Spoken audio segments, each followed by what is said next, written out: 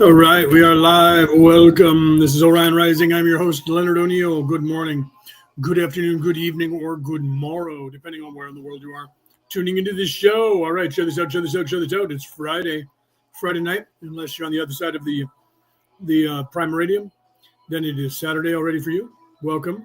It is the law of one. Let me turn off this overlay right here so you guys can see my face. Let me turn this off. Pull myself up into full screen. Share this out, share this out, share this out. There we go. Okay. All right, share this out. Get everybody in here. Tag them. Figure out where they are. What the hell's going on, right? Where's everybody? It's Friday night. Denise, welcome. I see you said hello over there on YouTube and on Facebook.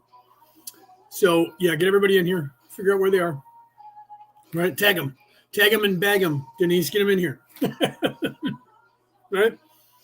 Welcome. It's Friday. It's 3 p.m. West Coast American time. So you guys can figure that out. GMT minus 8, I think. There's Cassie. Welcome. Right. Share this out. Right. Yeah, there you go. Tag everybody. Get them in here. Sorry, I got food in my teeth. I was eating and I ate a piece of a biscuit. It actually was a piece of chocolate covered wafer that I got. I was having one of those. It was good. It was good. It's actually Australian. Tim Tam from Australia. Yummy, yummy, yummy, yummy. Okay, so it's Friday night. It's the Law of One. Paulie, welcome. Anybody that I didn't say hello to, it's because you guys are in the chat and I only see numbers, so I don't know who all's here unless you say something in the chat. Right? Yeah, get the rest of them in here too. Cassie, get them in here. Get Jamie in here. Get Mel in here. Get Sarah in here. Tag them and bag them. Get them in here. Okay. So we're on session 77. 77. I almost forgot where we were. I don't remember if we started session 77. I know that we finished 76. I didn't have time. I was running crazy today trying to get everything ready, and I was editing the next few sessions of the Law of One, at least 2. I got 2 more because I wasn't sure if we were going to get through. Risen Nation, welcome. Wasn't sure if we were going to get through the session today, so I figured I better have a couple more ready to go just in case, at least one. So I was doing that, but the day's been a little crazy. The week's been a little crazy. My internet's acting bizarre today. I don't know if you guys are having any problems. I was on Facebook on my phone, on Messenger, on my phone, and I got messages from like Stephanie who said she tried to share 2 pictures or a picture with me, and she said I was with those people last night and I got to debate them about politics. And I couldn't see it. But when I got on my laptop, it was there. It was fine. Then I was talking to Brooke, and she went to send me something, and it said that she sent me an image, but I couldn't see what it was. And she, I guess, sent me I think it was Led Zeppelin's Stairway to Heaven link, and I couldn't see it. And I was like, what is going on with my phone? So I turned my phone off, turned it back on, and then it was fine. So I don't know what was going on, but I had to reset my phone. But it was acting weird, right? So not sure what's going on there, right? Get Tina in here too. I know Tina does. Thank you, Denise. I know that Tina does her own psychic thing at this time on Friday or in like an hour from now. So I know that she can't stay long because she goes live and starts doing readings for people. Just so happened that, people start doing things on a Friday. I've been doing this show on Friday for 7 years, but and then the time slot. People come and go. They pop into the time slot and do something, and then they're gone. And then, you know what I mean? It just happens. Okay. So, pardon me while I'm snorting my phlegm there because I have allergy issues even this time of year. It's raining over here, cold in the United States, cold in the North American continent, freezing, as a matter of fact. Yesterday and today were the first 2 days that we've had above 0 at night. In over here in California, and I'm in the valley, right in the center of California, right there at Sacramento area, the capital of the state of California, and it's been below freezing every night now for a while, since like January, for like the first week of January. So we actually hit 40 degrees. That was the coldest that we hit last night and the night before. So we're happy with that. But we've been having rain. We didn't have any rain in January, and it was freezing. And then now we're having rain and snow all over the mountains. Not snow here because I'm down at 38 feet above sea level. So no snow here, but it does snow down here sometimes, but rarely. So, okay. Right? Yeah, Cassie's tagging everybody now. Right? Thank you, Cassie. Thank you for doing that. Okay, so let's just do a sound check and we'll get started here on the Law of One. Like I said, we're on session 77, right? So I'm going to go ahead and press play. You guys let me know if you can hear it okay, and I'll adjust the sound. I'll turn it up a little bit and see if it's loud enough for everybody as I move my coffee slightly away from my keyboard so that I don't end up spilling my coffee on my keyboard. Okay, here we go. February 10th, 1982. 77.0 Ra, I am Ra. I greet you in the love and in the light of the one infinite creator. We communicate now. 77.1 Questioner, could you first please give me an indication of the condition of the instrument? Ra, I am Ra. It is as previously stated. 77.2 Questioner, was the instrument under attack just prior to this session? Ra, I am Ra. Right. Yeah. Okay. So I'm pretty sure you guys can hear it. Okay. Hopefully you can hear it. If you can't hear it, let me know. Tina, welcome. Yeah. And I forgot to say happy Valentine's Day, right? Here in the United States, it's still Valentine's Day. For those of you on the other side of the prime meridian, that was yesterday for you.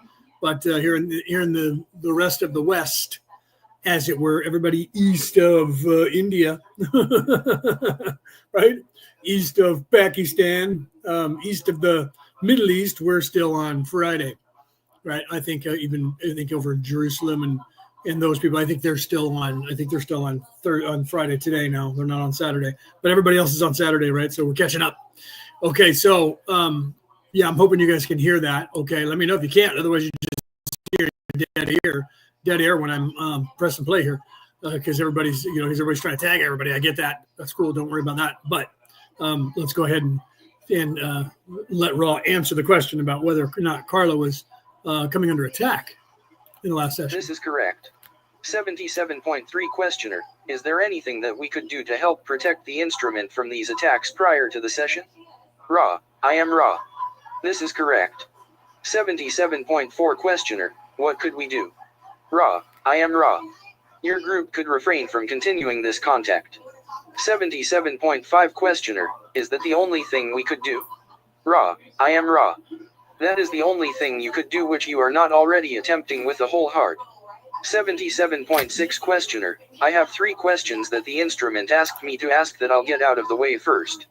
She wants to know if the preparation for her hospital experience could be improved for the next experience. Ra, I am Ra. All was done well with one exception. The instrument was instructed to spend space/time contemplating itself as the creator. This, done in a more determined fashion, would be beneficial at times when the mind complex is weakened by severe assaults upon the distortions of the body complex towards pain. There is no necessity for negative thought forms regardless of pain distortions. The elimination of such creates the lack of possibility for negative elementals and other negative entities to use these thought forms to create the worsening of the mind complex deviation from the normal distortions of cheerfulness/anxiety. 77.7 Questioner, the instrument would also like to know if the what we call tuning could be improved during times when we do not communicate with Ra, for that communication. Ra, I am Ra. That which has been stated in regard to the latter question will suffice to point the way for the present query. 77.8 Questioner. Right, so Ra, or Dawn at this point is asking Ra about what can they do to tune like the chakras or themselves, or Carla specifically, to be able to channel, Cody, welcome, to be able to channel Ra better, to tune that radio frequency, that mental psychic frequency in her head, tuning it, because it is like a old style radio. If you guys have an AM FM radio or something in your vehicle still, or you're old enough to remember that, because most everybody is digital now and you're on your phone, so you just hit iHeartRadio and the app opens up and you're tuned into it and all the songs on it. But there's still radio that's being broadcast. It used to be television, used to be broadcast the same way as well, to where you had to tune it in. You had to actually turn a tuner or move an antenna to tune it in. I'm young enough to remember, or old enough to remember, doing that. Moving an antenna, the rabbit ears on a television. We had a big antenna that my father and I put up on a tower, and he would turn this knob, and the antenna would move outside on a motor that we installed. So the antenna would move, so that he would go and program things on the dial to where he knew that it was certain frequencies to watch or listen to or watch television and so he'd move in a certain direction and face it a certain direction, so that we could tune in channels. So your frequencies in your mind, so for your empathic abilities, for your psychic abilities, whatever they are, whatever clairvoyance that you have, or whatever voyance you have, you have to tune it in. You have to be able to recognize where that signal is in your mind, your spirit, and tune into that channel. Okay. And that's one of the things that people don't realize about, just channeling. That's why it's called channeling. That's why we called it that. Channeling. It's a channel. Okay. It's a station. It's a channel that is a certain frequency that somebody is broadcasting on. In this case, Ra, the hive mind complex, is Chandra. Welcome. Chandra, welcome. I forgot to say hello. Jamie, welcome. Yeah, if you guys don't say anything in the chat, I just see numbers. I don't know who's here. So if you guys say hello in the chat, I can see you guys and go hi.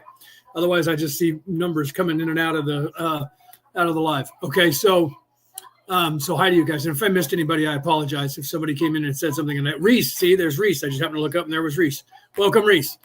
Namaste. Okay, so everything that you do, whether it's casting a spell, whether it's writing a spell, whether it's Reiki, whether it's channeling, whether it's doing divination of some kind with the cards, or doing tarot cards, or you're using a pendulum, or you're using any tools, you have to tune into that. You have to tune into the tool. You have to tune into the frequency of or vibration of a device, an item, or a person, or an object, or a communication. So people who have psychic abilities, they don't realize that they tuned into that, and they can tune into it whenever they want. But then when they try to add an ability, sometimes people are just naturally gifted at it, and they'll be able to just do it. Other people say, I'm having a hard time doing it. And that's when we use that vernacular, at least myself and the people that I've worked with, when we've been training people for the last, at least on Facebook, we've been training people for the last 10 years off of Facebook. And prior to that, I've been doing it with friends of mine and family members for, 30, 35 years. So we teach you that using that vernacular of tuning in a channel. So you got to tune into something. You have to find the channel and tune into it. And it's not hard to find. That's probably the hardest part, though, because it's easier to tune into it once you understand what you're looking for. And your guides help you with that. They'll help you with that. And that's why we get you in touch with your guides. We'll guide you down here to look for that there. And then those people can also help you if you're going to work with someone. They can help you tune in. It's like when people are actually channeling someone that is somewhere else, like that guy that channels Bashar, and I think that's how you say it, Bashar. He had to make contact with Bashar and then establish that contact, tune in to that contact, and then you can do that. So we teach you by doing that, by looking for your higher self, looking for your guides to help guide you. Once you learn how to do that, tune into my guides, tune into my higher self. So we teach you through meditation to move yourself into that witnesser position and realize that I'm not the pain body, I'm not the thinking mind, I'm not the ego, that I am the experiencer, the co-creator here. And once you start to stop saying he or she as your higher self and start saying me, that's the first step of actually moving into that place. Instead of referring to your ego as it or he or she or they, and realize that is you. It is part of you, but it's not, so the voice is you, the thinking is you, the conscience is you, but it's not a separate you. It's a piece of you that's an echo that is supposed to be there to give you this balance and choice as to whether you're in service to self, left side, devil on your left shoulder, or in service to others, right side, angel on the other shoulder, your conscience. So then your job is to move up away from that to the higher self. And it's easier to teach people to move to guides first and then have the guides help you. So we get you meditate. If you can, and you're one of those people that can do that, we'll meditate and introduce you to your higher self, have you introduce you to yourself. And once you do that, eventually you get away from saying he or she, depending on if you're a man or a woman, and start saying me, right? So at first you're like I would be, for instance, use me as for instance.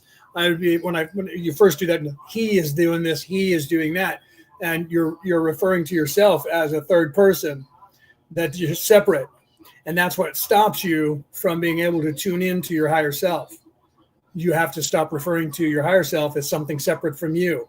It's only separated by the veil. Okay, that's the only thing that's separating you from your higher self is the veiling. So moving towards the higher self and the expansion of your consciousness starts piercing that veil so you can start seeing past it and through it. Once you start realizing your higher self is there, that starts to break the veil down. You're supposed to, at that point, realize that is me. That's who I actually am. I'm not this. I am that. So that's why God said to Moses, if you're Hebrew or Christian or Muslim, God said to Moses, when Moses said, what do I tell you? Who do I tell the people what is your name? Who sent me? He said, I am. I am that I am. Okay. So why is that? Because that is the consciousness. I am. So it's not he, my higher self. It's me. I am the higher self. Right. So the same thing goes for tuning. Right? You have to realize I am the higher self and I am making contact with this other being, in the case of Carla, with Ra. So they're asking, what can we do down here to tune her into it? And Ra's statement is sort of slightly cryptic here, but not. So this is why I stopped right here in the middle of that answer to give you this entire spiel right here so that you would understand that some of you instinctively know this and you do this, but others, it takes time for you to figure that out and stop referring to yourself as he or she, but me, I, we, I, me, as a single person, because that is you. Okay, that is you. That's who you actually are. This is not who you actually are. You're just veiled, so you don't understand who you actually are. So opening the third eye, you can open the third eye and still look around and not realize yourself as the higher self because you haven't looked up and realized that who's looking back at you is you. That's what's happening, right? And so you have to realize that. Once you realize that, it becomes easier to tune into things. But it takes a little bit of getting used to, because as you expand your consciousness, then you start residing in that place. And then you have to get used to the idea that you're actually in two places at once. And some people are like, wow, I'm having a hard time focusing because I'm out of body all the time. And that's actually okay. You're supposed to do that. What you're supposed to do is start to realize that you can actually be in both of those places at once and be here, because what you're doing in the beginning is you're doing meditation. And you're in the meditation, you're achieving that place, but you're doing it with your eyes closed and in very quiet, close proximity with the whole world not bombarding you. You're supposed to be trying to get into that place all the time so that you reside there. When you first start doing it with your eyes open and walking around and hearing things and communicating with people, it feels strange because you feel half out of body. And so your instinct is to try and ground, because everybody tells you to ground, center, and focus all the time. So you think that grounding, centering, and focusing means pulling my consciousness into this body, when it doesn't. Okay, it doesn't mean that. Grounding, focusing, and calming yourself and is balancing yourself is balancing yourself. But it doesn't mean pulling your consciousness into the matrix. Okay? It doesn't mean that. It means your physical body in this place, balancing those chakras so that you're tuned up properly, so that you can communicate with your higher self freely and anyone else freely. So grounding yourself doesn't mean being in your body and stuck in your body and not being out of body. And that's the biggest mistake that people make in their ascension, is that they start thinking to themselves, I have to be fully present in this place only. And that's not true. You can be fully, and I'll tell you this because this is what I do and many other people do across the world. Currently, while I'm talking to you right now, I am out of body and I am up there. I am in my higher self, residing in that higher self, and I am also down here at the exact same time. Okay? And when you start having that feeling, it's foreign at first because you're expanded so much that you feel more of the universe, you feel more of nature at the same time. So it almost feels like you're spaced out. And we use that term, spaced out. I feel all spaced out. I don't feel like I'm in my body. That's because you are in your body. You actually are in your body, but you're in your spirit body. You're not in the physical body. And you're realizing that down here, but you can operate here and there at the same time. That takes a little bit of getting used to. That's actually kind of one of the next levels of the hardest things. First, surrendering to the universe and what's going on in the universe is really the hardest part. And then allowing yourself to have the downloads and allowing yourself to be patient enough for that to happen. And then the expansion of your consciousness when you literally start feeling that you're not fully in the body. And there is a difference between being out of body, leaving the body completely and out running around, and being in both at the same time, being anchored in here, conscious here, aware here, and also there. So there is a difference in slipping out and being out of body and not actually knowing what's going on here. And that happens when you channel. So when you channel, you do slip out a little bit more. And so sometimes you don't remember. I do that when I'm doing the show. I'll go back and listen to myself or watch myself and go, I don't even remember saying that. I don't remember saying that at all. I talked about that on Wednesday. So that part is when you're out. And then the other part is when you're residing in both. Okay. And it takes a little bit of fine tuning. But once you learn that, it's a lot easier to do everything else because that's where you want to stay. Right. Yeah. Like Cassie said, we are multidimensional beings. Absolutely. So it's very possible. Let me put that up on the screen. It's very possible for you to do that. You just have to get used to it. Right. You just have to get used to the feeling because the feeling feels very large and expanded. And so it almost feels like you're not able to concentrate fully because you're not concentrated in the matrix. So that part it takes a little bit of getting used to of your mind feeling like it's in more than one place at a time because you're really expanded now up to 6D, and you're actually residing now in your higher self, seeing this place through these eyes. But your third eye is now focused from there, not here looking up or looking around. Your third eye is now there looking down at the same time as you're here looking around. So that takes a little bit longer to get used to than most, because it almost feels like you're, like, wow, this is weird. And, it's like if you've ever done drugs or you've ever been drunk or high or something, you're actually achieving that, especially with DMT, ayahuasca, psilocybin, or THC in large levels. You're actually doing that there. And so if you've ever done that, you're a little bit more used to it, but it's still kind of, you're like, wow, this is weird. But people who have done that, and then they have this without any medication or drugs, then they go, wow, that's crazy that I'm feeling this. And normally it takes me to be intoxicated in some way by a foreign drug. Well, that's what's happening now here on Earth is that people are achieving that. Whereas the time 40 years ago, 60 years ago, people could not achieve that through just meditation.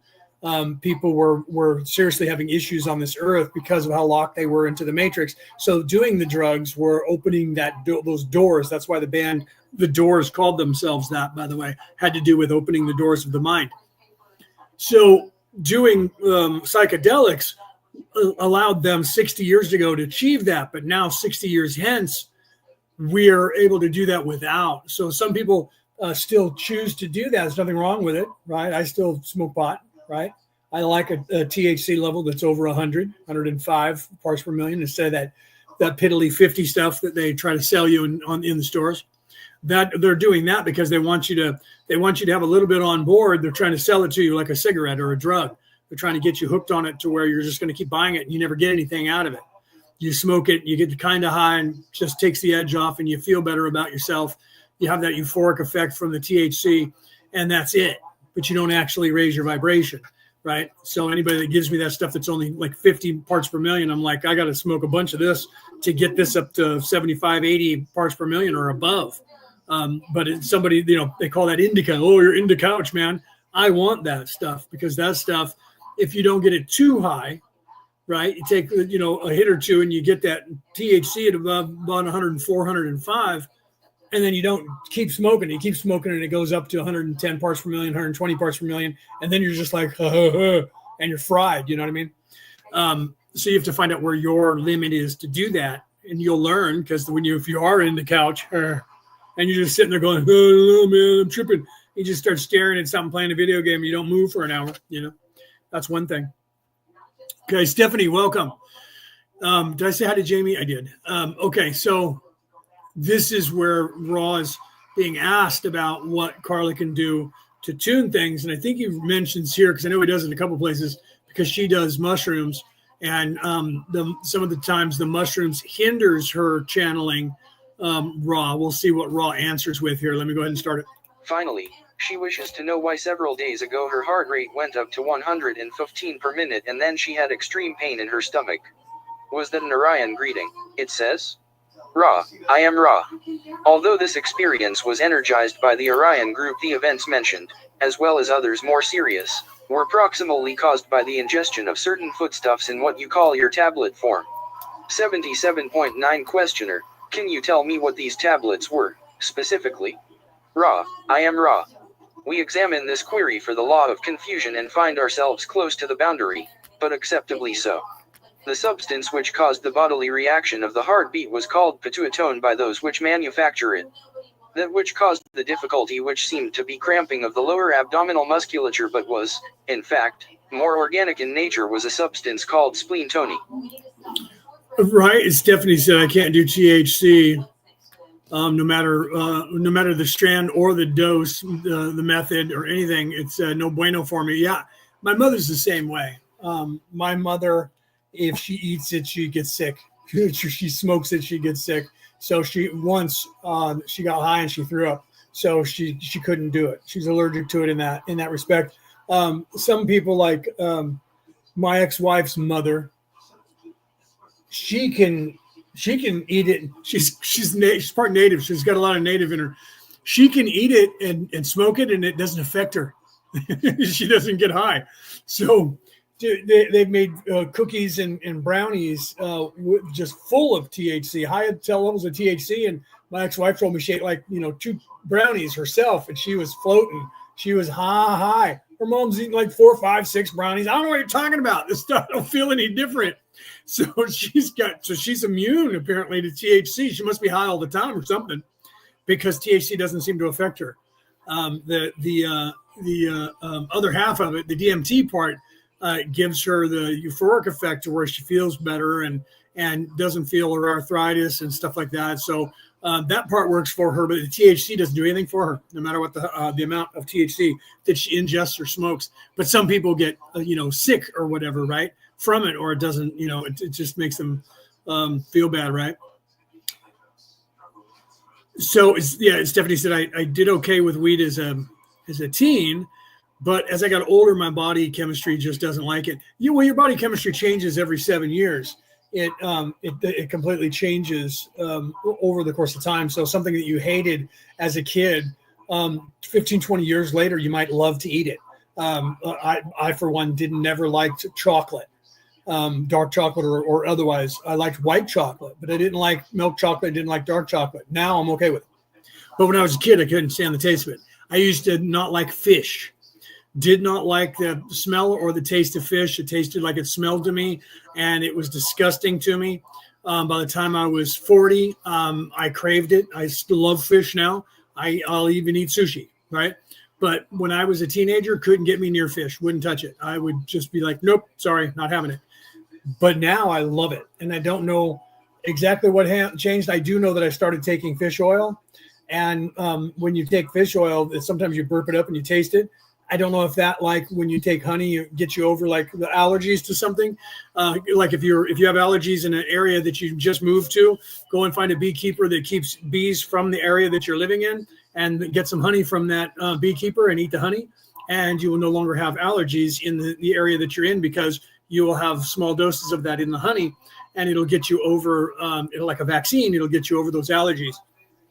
That's actually, you can look that up. That's a real thing. So I think the same thing applies to everything, including spirituality. So I think the same thing applies in the case of tuning into things and possibly people with drugs as well. I know that we're, as a human, we have a tolerance factors that we, because of how well we're put together, we start tolerating things. The more we put it in our system, the less it affects us. So if you smoke pot every day and you smoke a lot of it, it's going to take a lot for you to get high. So that's why I was like, did she smoke a lot of pot when she was younger? Referring back to my mother-in-law now. But no. However, I don't know if it's the Native American in her or what, but she just does not have a problem with THC.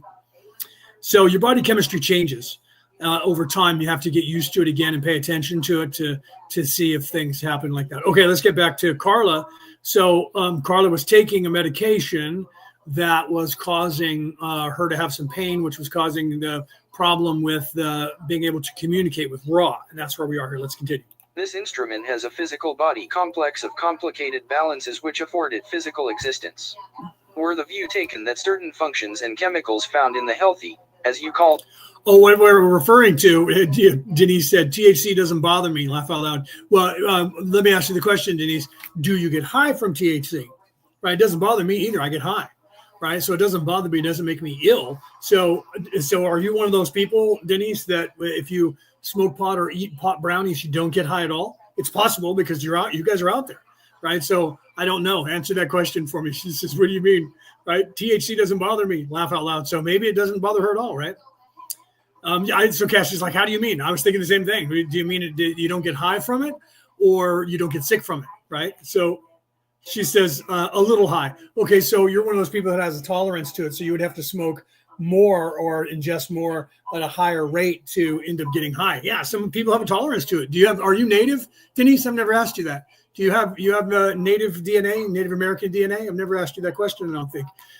Because I'm Native, but only 5%, but I have problems with like alcohol. I mean, I'm Irish, so we're all alcoholics. But corn whiskey, sour mash whiskey, American sour mash whiskey, I can't drink. I can, but I get violent. That's the only alcohol that I get violent on. I can drink potato whiskey. I can drink all the Irish whiskey, Scottish whiskey, Canadian whiskey, every other whiskey that's not made with corn. Any whiskey that's made with corn, I get violent. Any other whiskey that's made with anything else, I'm okay with. Rice whiskey, and fine. Corn whiskey, no bueno. No bueno for Leonardo. Yeah. Denise says, I'm not sure. So she's never really went after it. That's okay, Denise. If she never really went after it, I'd love to be there one time and go, eat this pot brownie and then wait. How do you feel? Eat this other pot brownie. How do you feel? Right? And then find out where your tolerance is to see if you actually do get high. You may not. It may not affect you. It may just be a mild, if anything at all. That's the way some people are. My ex-mother-in-law is that way. She would end up having to smoke, smoke pot that was like 105 parts per million of THC, and she would have to take several hits to get that upwards around 125 parts per million or more, which most people would be like in serious trouble at 125 to 130 parts per million of THC, because they're used to this 50 parts per million. So that's like almost triple what their normal dose would be. And people like myself, and I know Cassie, because we've talked about it before, we're old school, right? We're old school, and that's what we used to smoke was THC that was 100 plus, right? So for us, we know what to expect, and we know how high you get, and we're both like, yeah, man, anybody that's around my age remembers that and goes, this stuff they give you nowadays is useless, man. It's like smoking crack. You take a hit, you almost get high, and that's it, right? So, yeah. Shelly said, interesting. Thank you. Yeah, you got to find out what your tolerance is if you do drugs. Hi, Shelly, by the way. I didn't even know you were here until you said that. So you have to find out what your tolerance to all of these drugs are if you're going to do them.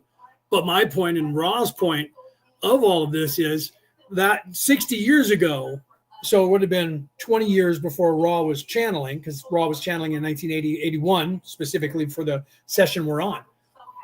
People were having a hard time meditating to get to that state of moving into your higher self and being high. That's why they call it high, by the way. You're high when you're doing drugs because it actually raises your vibration.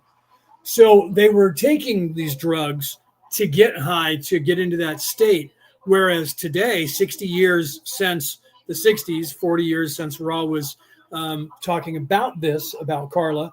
We don't need to, most of the people alive today don't need the drugs to achieve that. They can be achieved now through meditation, because the DNA and the spirituality of the human race, the resonance of the Schumann resonance of the human race is now at a lot higher place. So the moving into 5D, and the realization of I am the immortal soul, I am the higher self, not my higher self, he, or in my case, and maybe Shelley in your case, she.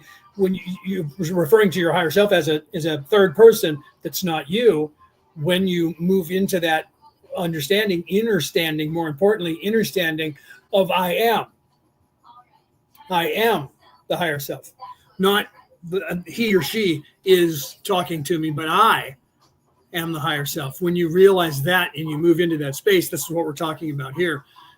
We can achieve that today without any kind of psychedelic, whereas 60 years ago, it was almost impossible for the average person to achieve that without it. Some people prefer it today still. Some people need it today still. But the majority of the people who are spiritual in this world now don't need it in that way, and they can move into that place. And I've been teaching that on Facebook for the last 10 years, but I've been teaching it for about 35 years now, how to achieve that without any kind of drug or medication. Okay, so Ra's talking about that now, and talking about the question, answering the question, because Carla was taking medication and it was making her upset, her stomach upset, and that was causing her to miss the channel and not be able to tune in properly to Ra. And they were trying to figure out how they can get her to tune in. Basically, even back then, Carla had a better channel when she wasn't taking drugs. They asked at one point, Dawn asked about that same tuning, and I don't know if it's happening here or if it was earlier in the sessions where Ra said she's doing, acid, the psilocybin, and it's actually hindering because it helps her instantly when she's on the medication or on the drug, the psychedelic. But if you've ever taken done ayahuasca, DMT, psilocybin, it's 10 minutes and then it crashes. So their sessions are 30 to 45 minutes. So if she did mushrooms prior to the session, she would go shoot up and have an easy time. But 10 minutes later, she would crash and it would be hard. So it became more apparent to them that if she stayed off of the drugs and just meditated more and balanced her body and chakras, that she could sustain the communication faster. Okay, so let's continue here. Body complex are lacking in this one and, therefore, simply must be replenished. The intake of the many substances which this instrument began would be appropriate. However, this particular physical vehicle has, for approximately 25 of your years, been vital due to the spirit, the mind, and the will being harmoniously dedicated to fulfilling the service it chose to offer. Therefore, physical healing techniques are inappropriate, whereas mental and spiritual healing techniques are beneficial. 77.10 Questioner: is there any technique which we could do that we have not been doing that would be beneficial for the instrument in this case? Ra: I am Ra. We might suggest, without facetiousness, to firstly, let the instrument remove the possibility of further ingestion of this group of foodstuffs. Secondly, each of the group may become aware of the will to a greater extent. We cannot instruct upon this but merely indicate, as we have previously, that it is a vital key to the evolution of the mind/body/spirit complex. 76. See, so before we go to the next question, so Ra is explaining there that the natural evolution of the human condition is to achieve that place. So if you're taking drugs, if you're taking medication, specifically drugs, psychedelics, then it hinders that because you're relying on that drug instead of achieving that place on your own. So for a short time to introduce you, so I'm not saying that you shouldn't ever do it, for a short time when to introduce you to that state of your beingness, that's a good tool if you're having a problem trying to achieve it through meditation. Only if you've tried and gotten professional help. and it didn't work still. And that's the only time I will ever say, tell somebody that they should try that. But usually, like Native Americans, if you go to a kiva with sweat lodge with Native Americans and they do peyote, it's the same thing. They'll explain to you why they're having you do it, because they're trying to get you into that state and then control it so that you're not afraid, right? And put you in a safe environment so that you're not afraid. And it's the same thing. The weird thing about most of these drugs, these psychedelics, is that they have a 10-minute lifespan. It's almost as if all of them were designed to be in different places around the world for people to do by the creator of the universe to have a 10-minute time span. So you're not out for too long, because some people, when they do it and they if they have one of those visions to where they are pulled to the center of the universe and actually meet the creator, they don't want to come back. It's the same that happens in people with a near-death experience, an NDE, where they don't want to come back. Penny talks about her experience with that, where she didn't want to come back, and finally, someone like shoved her back in her body. No, you got to go. It's not time. And that's what happens to people when they do that. They get into that place, and then they could push you back. The same thing will happen with that, right? I know Chandra said, I love plant medicine. I do too. Don't get me wrong.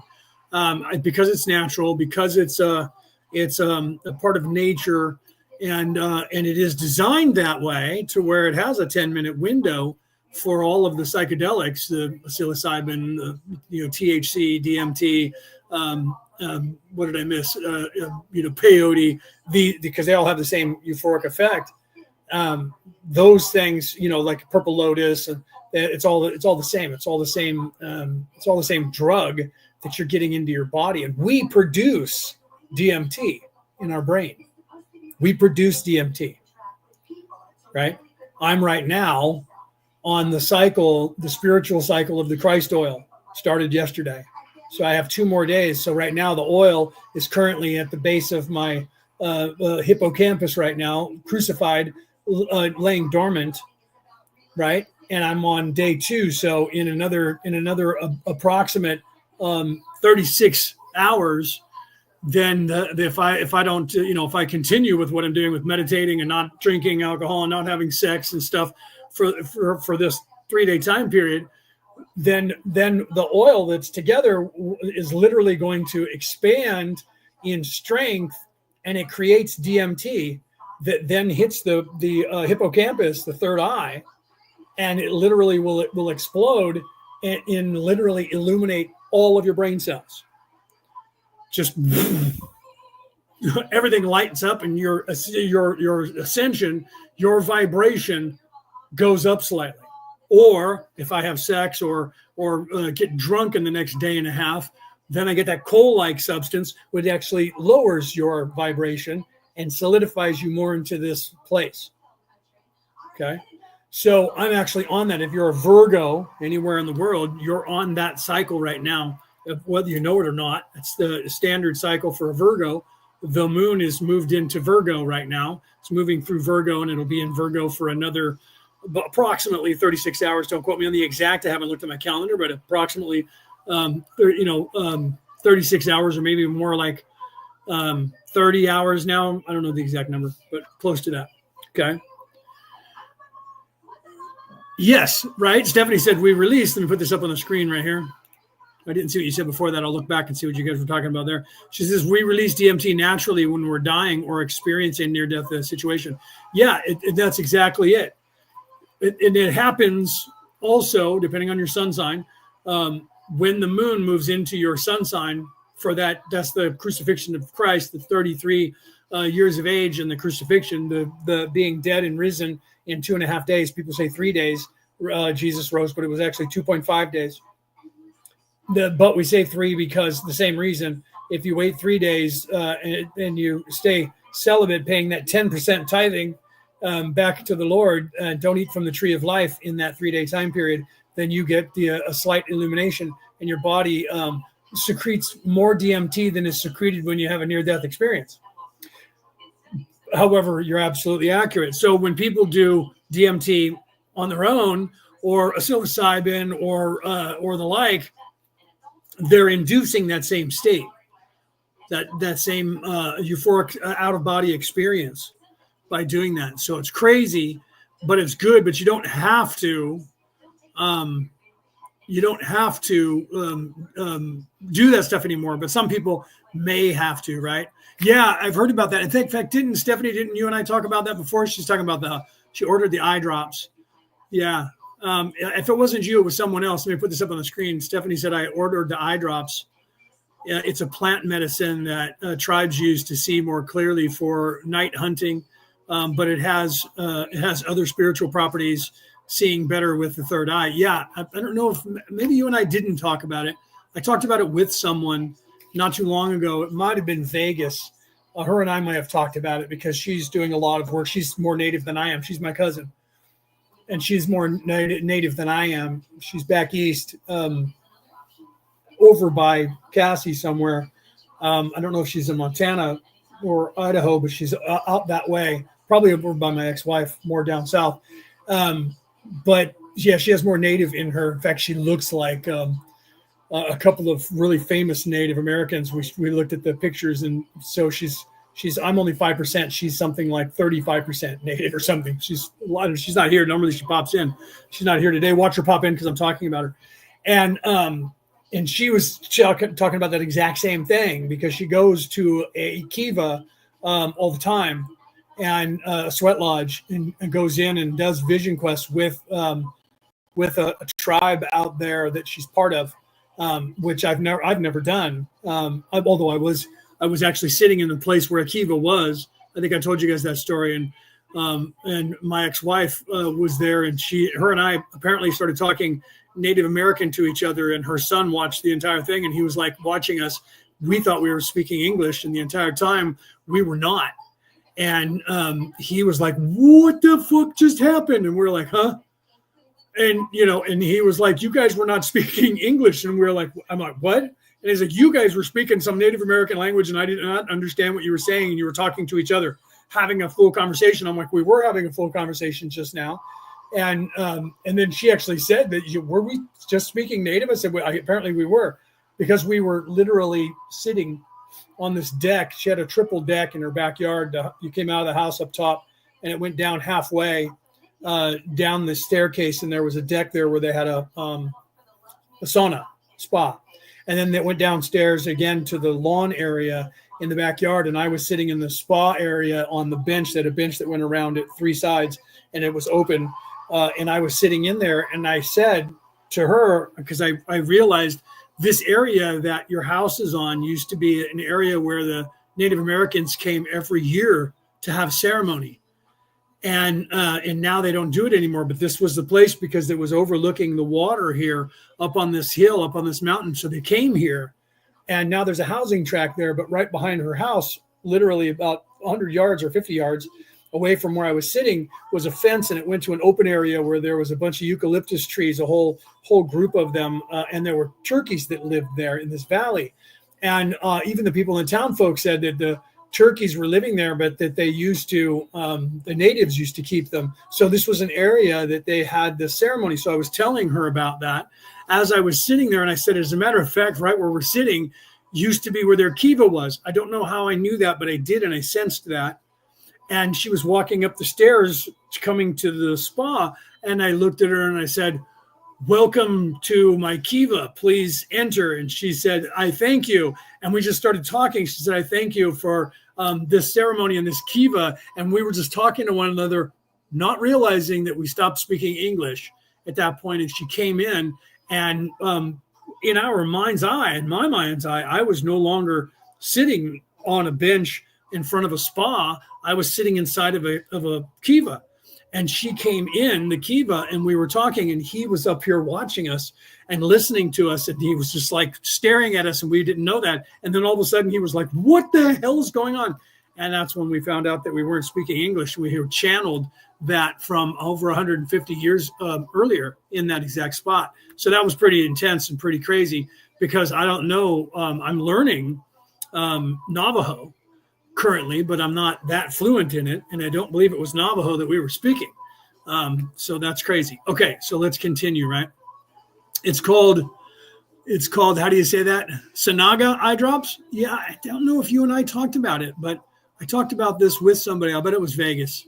I bet she talked about it to me.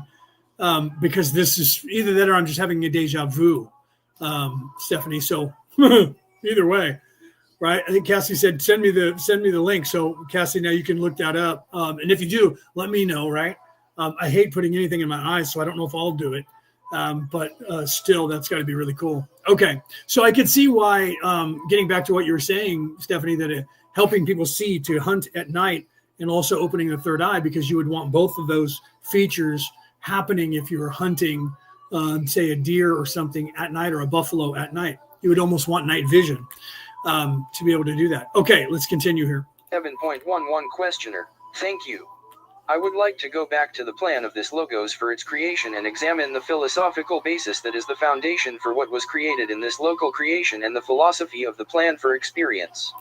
Right, Denise said, she said, Cassie, we have reservations about a half an hour away. When I was living in Arizona, I lived in Queen Creek, Arizona. You can look that up. To get to Queen Creek, Arizona, actually, to get from California to Phoenix, Arizona, you have to cross a Native American reservation to get there.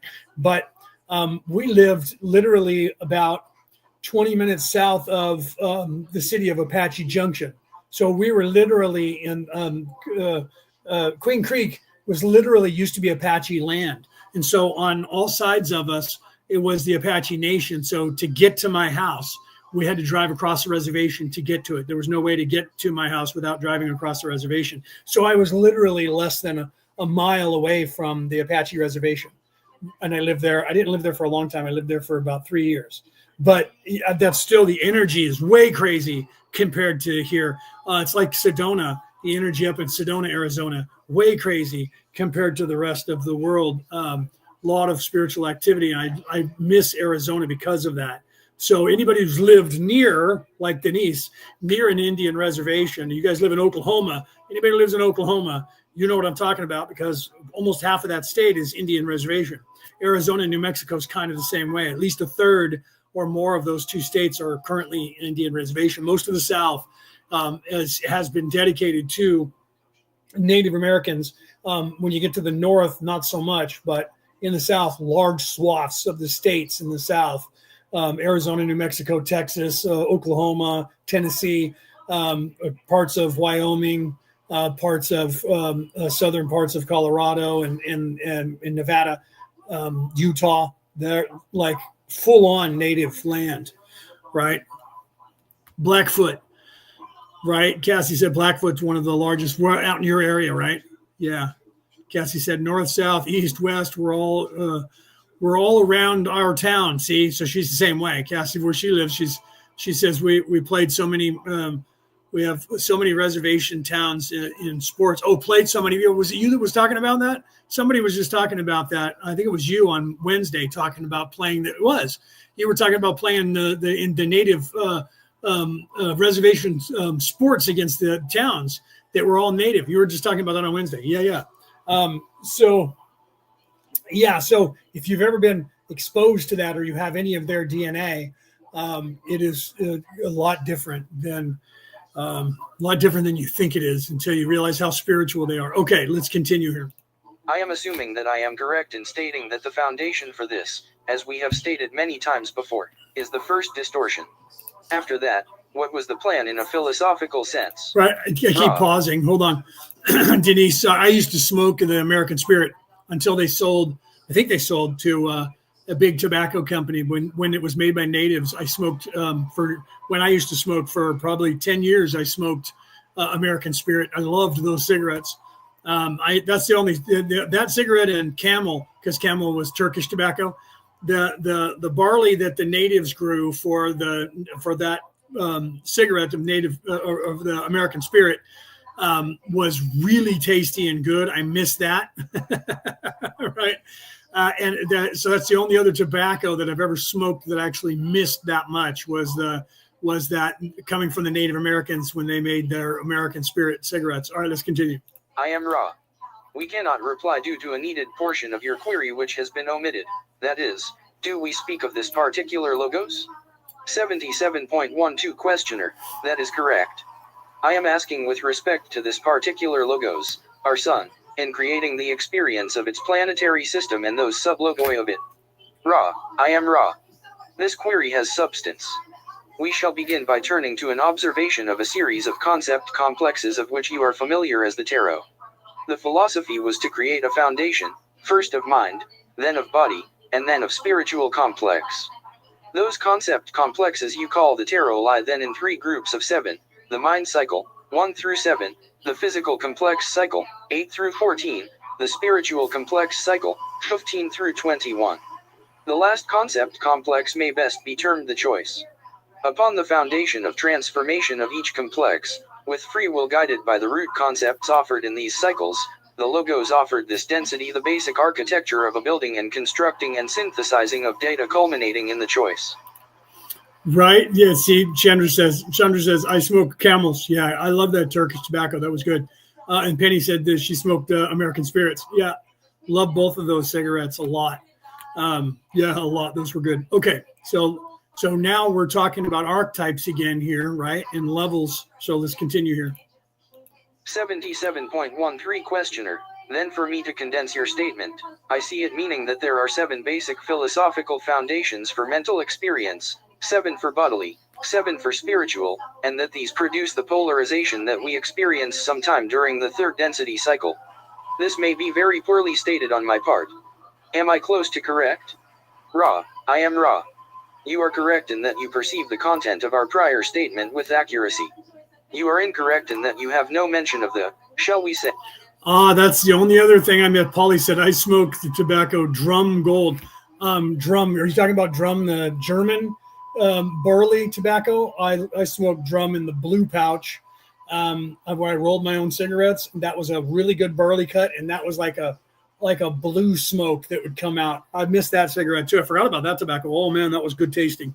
So I get you. If you like the gold one, that's the gold Drum. Yeah, that's good, Polly. That's good cigarettes right there. Good rolls, good smokes right there. Good tobacco. And that's more natural. It doesn't have all the carcinogens in that stuff. So yeah, I forgot about that. I missed that one too. Okay, sorry. Now we're talking about, look at us all talking about smoking tobacco, right? But yeah, I do miss smoking. I stopped smoking in 2013, April 6th of 2013, but I still miss it. I don't miss alcohol. 3 years next month, no alcohol. And I drank a lot of alcohol. I drank a fifth of vodka or gin a day. And I don't miss that as much as I miss smoking tobacco. Yeah. Okay. Let's continue here. A location of all of these concept complexes, that is, they exist within the roots of the mind, and it is from this resource that their guiding influence and leitmotifs may be traced. You may further note that each foundation is itself not single but a complex of concepts. Furthermore, there are relationships betwixt mind, body, and spirit of the same location in octave, for instance, 1, 8, 15, and relationships within each octave which are helpful in the pursuit of the choice by the mind/body/spirit complex. The logos under which these foundations stand is one of free will.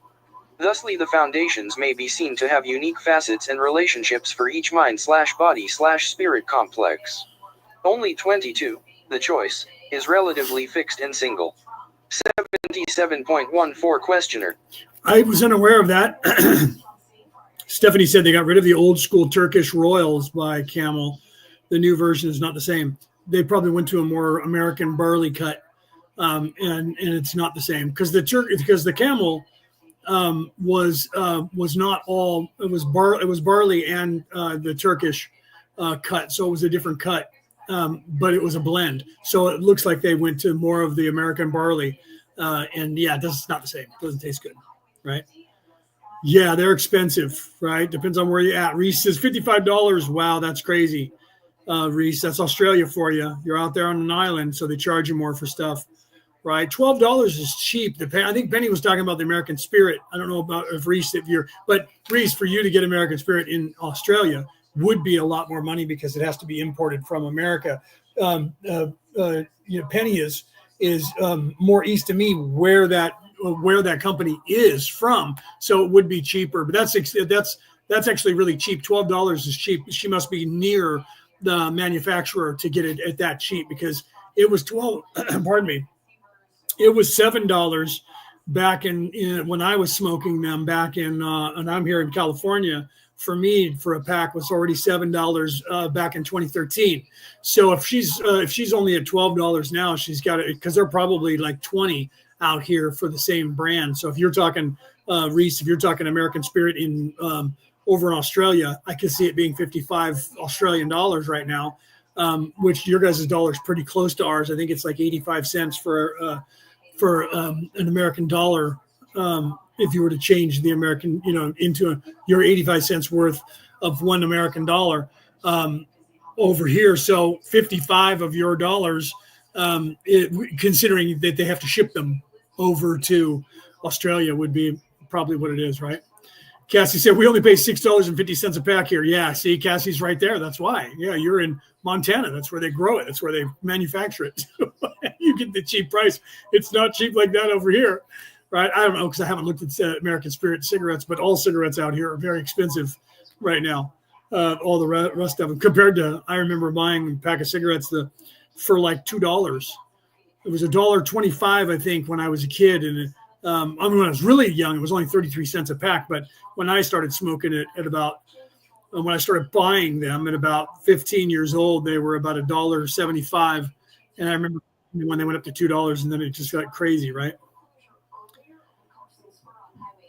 I know, right? Cassie's like, Reese, per pack? Yeah, because that's like $100 out here for a carton of cigarettes. So if he's talking about $55 for a carton, then he's doing really cheap, but I'll bet he's talking about per pack. Yeah, because he's getting imported cigarettes from the United States. So they charge a lot of money for that to get it over there, if that's even what he's talking about. If he's talking about regular cigarettes, man, if you're Australian and they're charging you that much per pack, give up smoking cigarettes or grow your own tobacco, bro.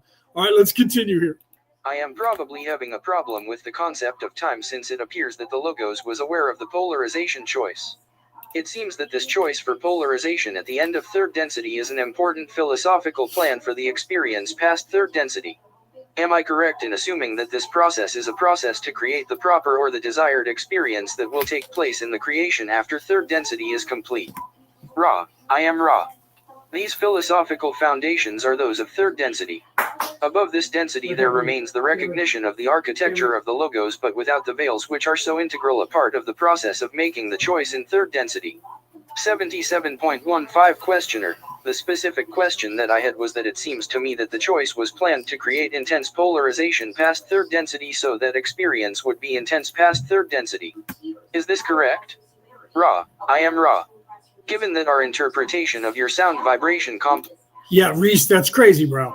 He said just normal smokes per pack, $55. Holy crap. You guys need to, you know what, if you were smart, you would start growing tobacco down there and make your own pack of cigarettes because it must be that they're importing them. Because if somebody was growing tobacco in that country, it'd be a lot cheaper. And if it's not, that's a crazy regulation. Maybe you have a lot of taxes and stuff on them. Right. Paulie said 18 pounds for a pack of 20. Yeah, that's about right. Because that's a little more expensive than we're paying here because the sterling is still worth more than the dollar right now. So I think we're 75 cents per sterling. So that would be, something like $25 for a pack over here. I don't know what they're paying, depending on what you're getting. You heard some of them said 12 something, 6 something, depending on where you are in America. America is not standard price across the country. Depending on where you are in the country, you pay less or more. If you're in a richer area of the country or a coastline, you pay more for everything because tourists go there. So they charge you more. If you go into a casino here in the United States, a pack of cigarettes that'll cost you $4 in a gas station will cost you $10 in a casino or a liquor store or something like that because they charge you for the convenience. So it depends on where you go, right? Yeah, Reese said $2 Australian to make 1 pound, right? So yeah, so that means we would probably be about 75 cents. So it would cost us $1.25 to make 1 sterling. Yeah, to make 1 pound. Because if you're $2 for 1 pound, then you're about 86 cents, maybe 80 cents for American dollar. That's $1.20, $1.25. So it's pretty close. So there's a 50 cent So maybe $1.50 instead of $1.25 to make 1 pound. I'd have to look it up because it fluctuates. All right, let's continue. Complexes is appropriate. This is incorrect. The intensity of fourth density is that of the refining of the rough-hewn sculpture. This is, indeed, in its own way, quite intense, causing the mind/body/spirit complex to move ever inward and onward in its quest for fuller expression. However, in third density the statue is forged in the fire. This is a right before I know I keep stopping. Some people out there are probably going to get mad at me. This is why they discourage people from owning a farm or a plantation. Plantation just means farm, because if you own your own farm, you can grow your own tobacco and chop it up and roll it up and smoke it, or just roll it up to a cigar and smoke it. They don't want you doing that because they want you paying the prices so they can get rich off of you with everything. They don't want you having your own chickens to get your own eggs for free. They want you going to the store and paying $10, $20 nowadays for a dozen eggs. They don't want you having your own cattle and cutting them up yourself and eating your own meat. They want you going to the store and paying their high prices. If everybody in this country went back to having their own little farms and having their own livestock and not having the stores, we would be a much richer nation as a whole, instead of the 1% having all the money. We would all have all the money. But because they get you addicted to the stores, and now they're getting you to go through the self-checkouts, so now they don't have to pay somebody a wage to stand there and ring you up and pay somebody a wage plus medical insurance. They get away with that, and you work for them for free, and they just take all the profit. You go into the store and you get your own stuff. You go and ring up your own stuff. You bag your own stuff. You go and put your own cart away, right? And so because of that, now they've cut out 5 employees. So they're making more of the profit. And the only thing they have to pay is someone to stand around like a guard and help you when you don't know what you're doing, and people to put the product on the shelves. That's it. That's all they have to do, clean up spills. So that they lower their overhead and they make more profit, and you do all the work for them. It's the same thing with gas stations. When you go there, there's one person sitting in a booth now not doing anything until you walk in, and they just go boop, boop, and then you pay for it, and they go boop, boop, boop, and hand you the receipt, and you walk out. Right? There used to be people who checked your tire pressure, your oil pressure, your brake pressure, your water in your windshield wipers, the water in your radiator, pump your gas for you, wash your windows for you, clean your tires for you. People got paid to do all of that.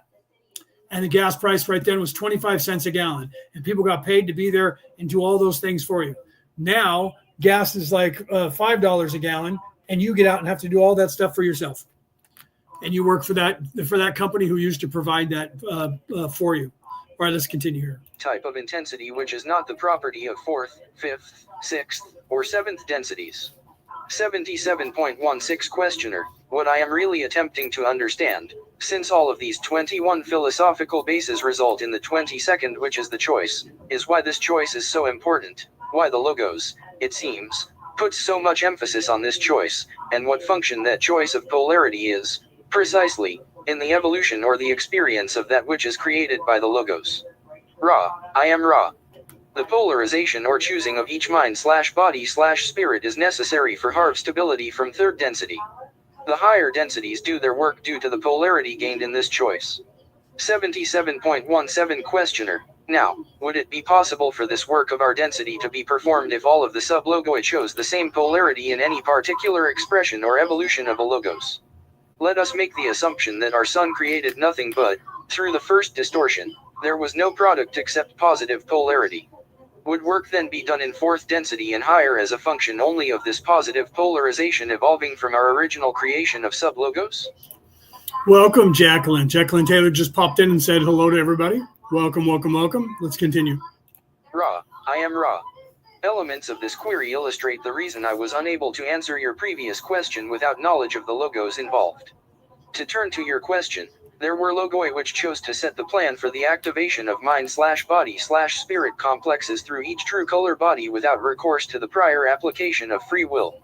It is, to our knowledge, only in an absence of free will that the conditions of which you speak obtain.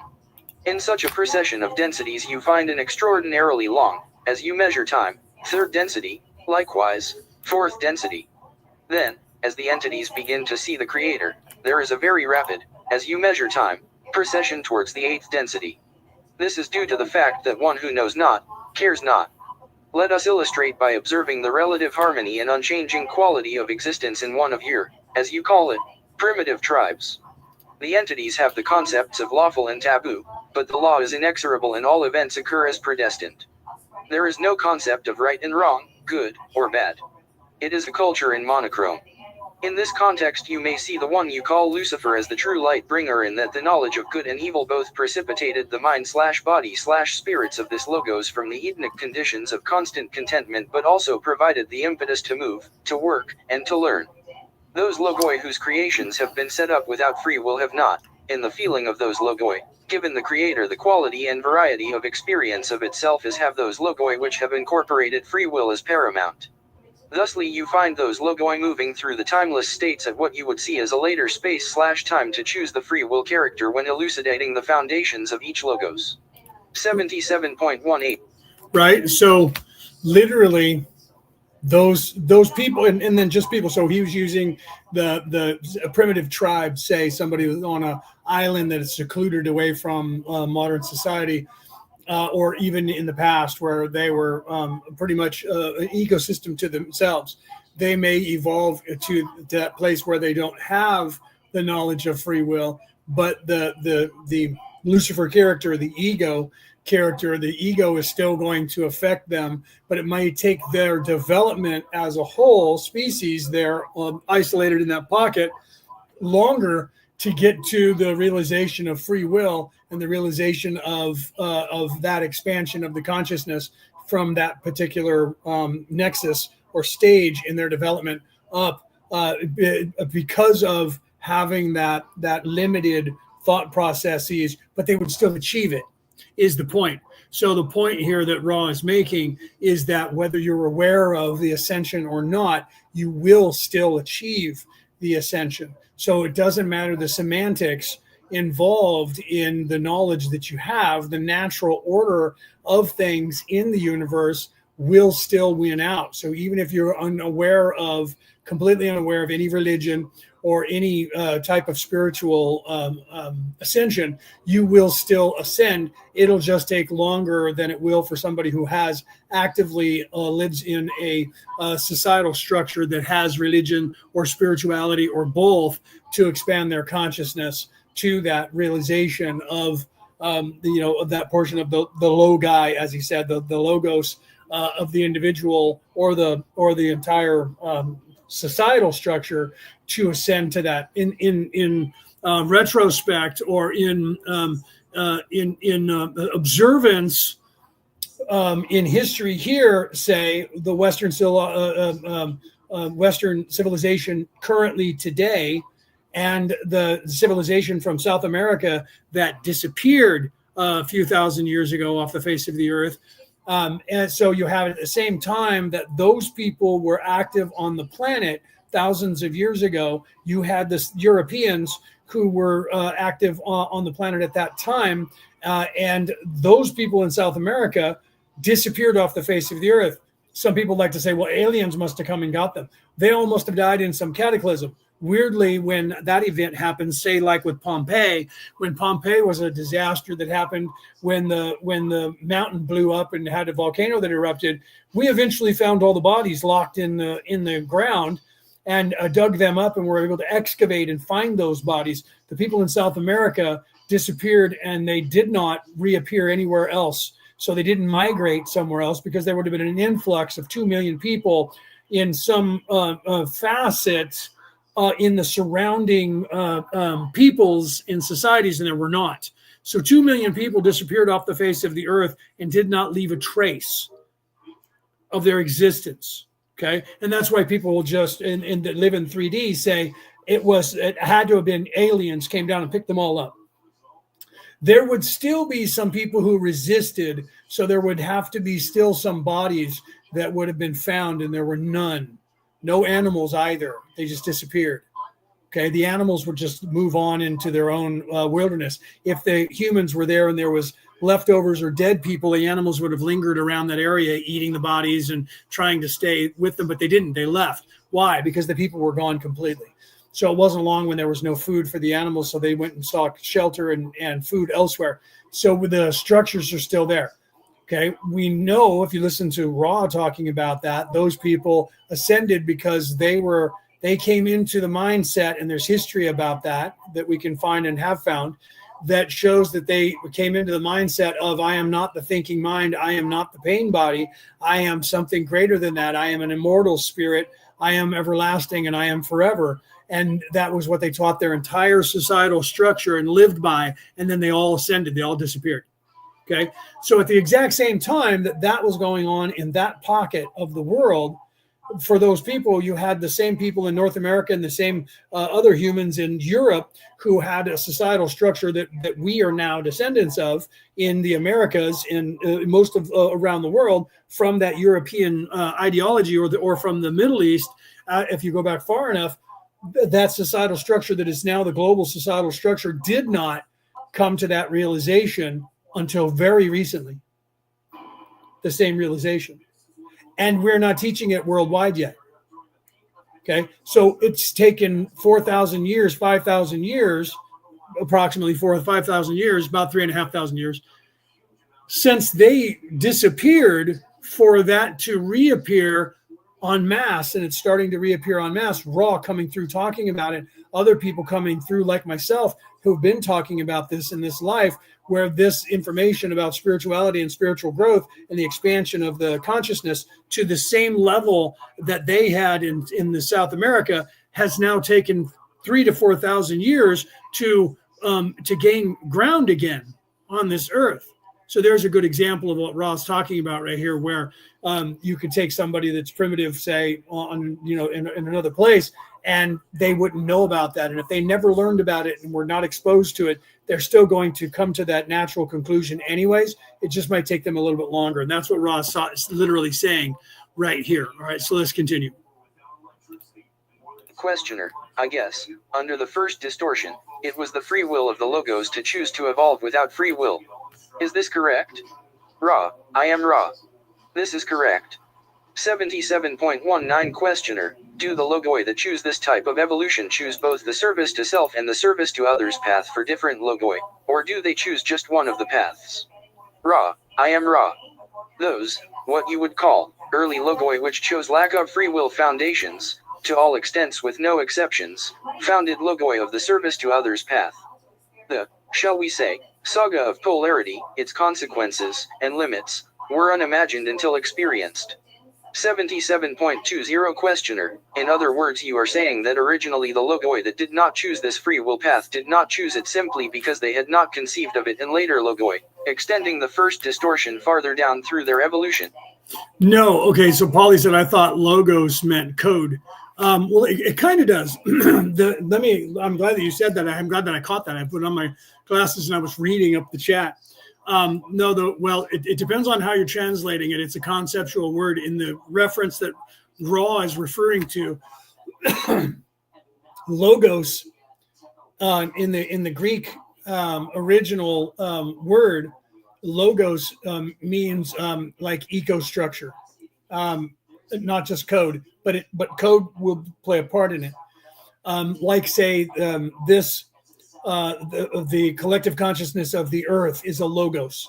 Okay, so the original creator of the universe was a logos. That is an actuator. So it is in a sense code, but it's not. That's on a basic third dimensional term meaning code. Codex would be more appropriate than the word code. But the logos is more closer to the Greek word spindle wheel that we refer to as a chakra.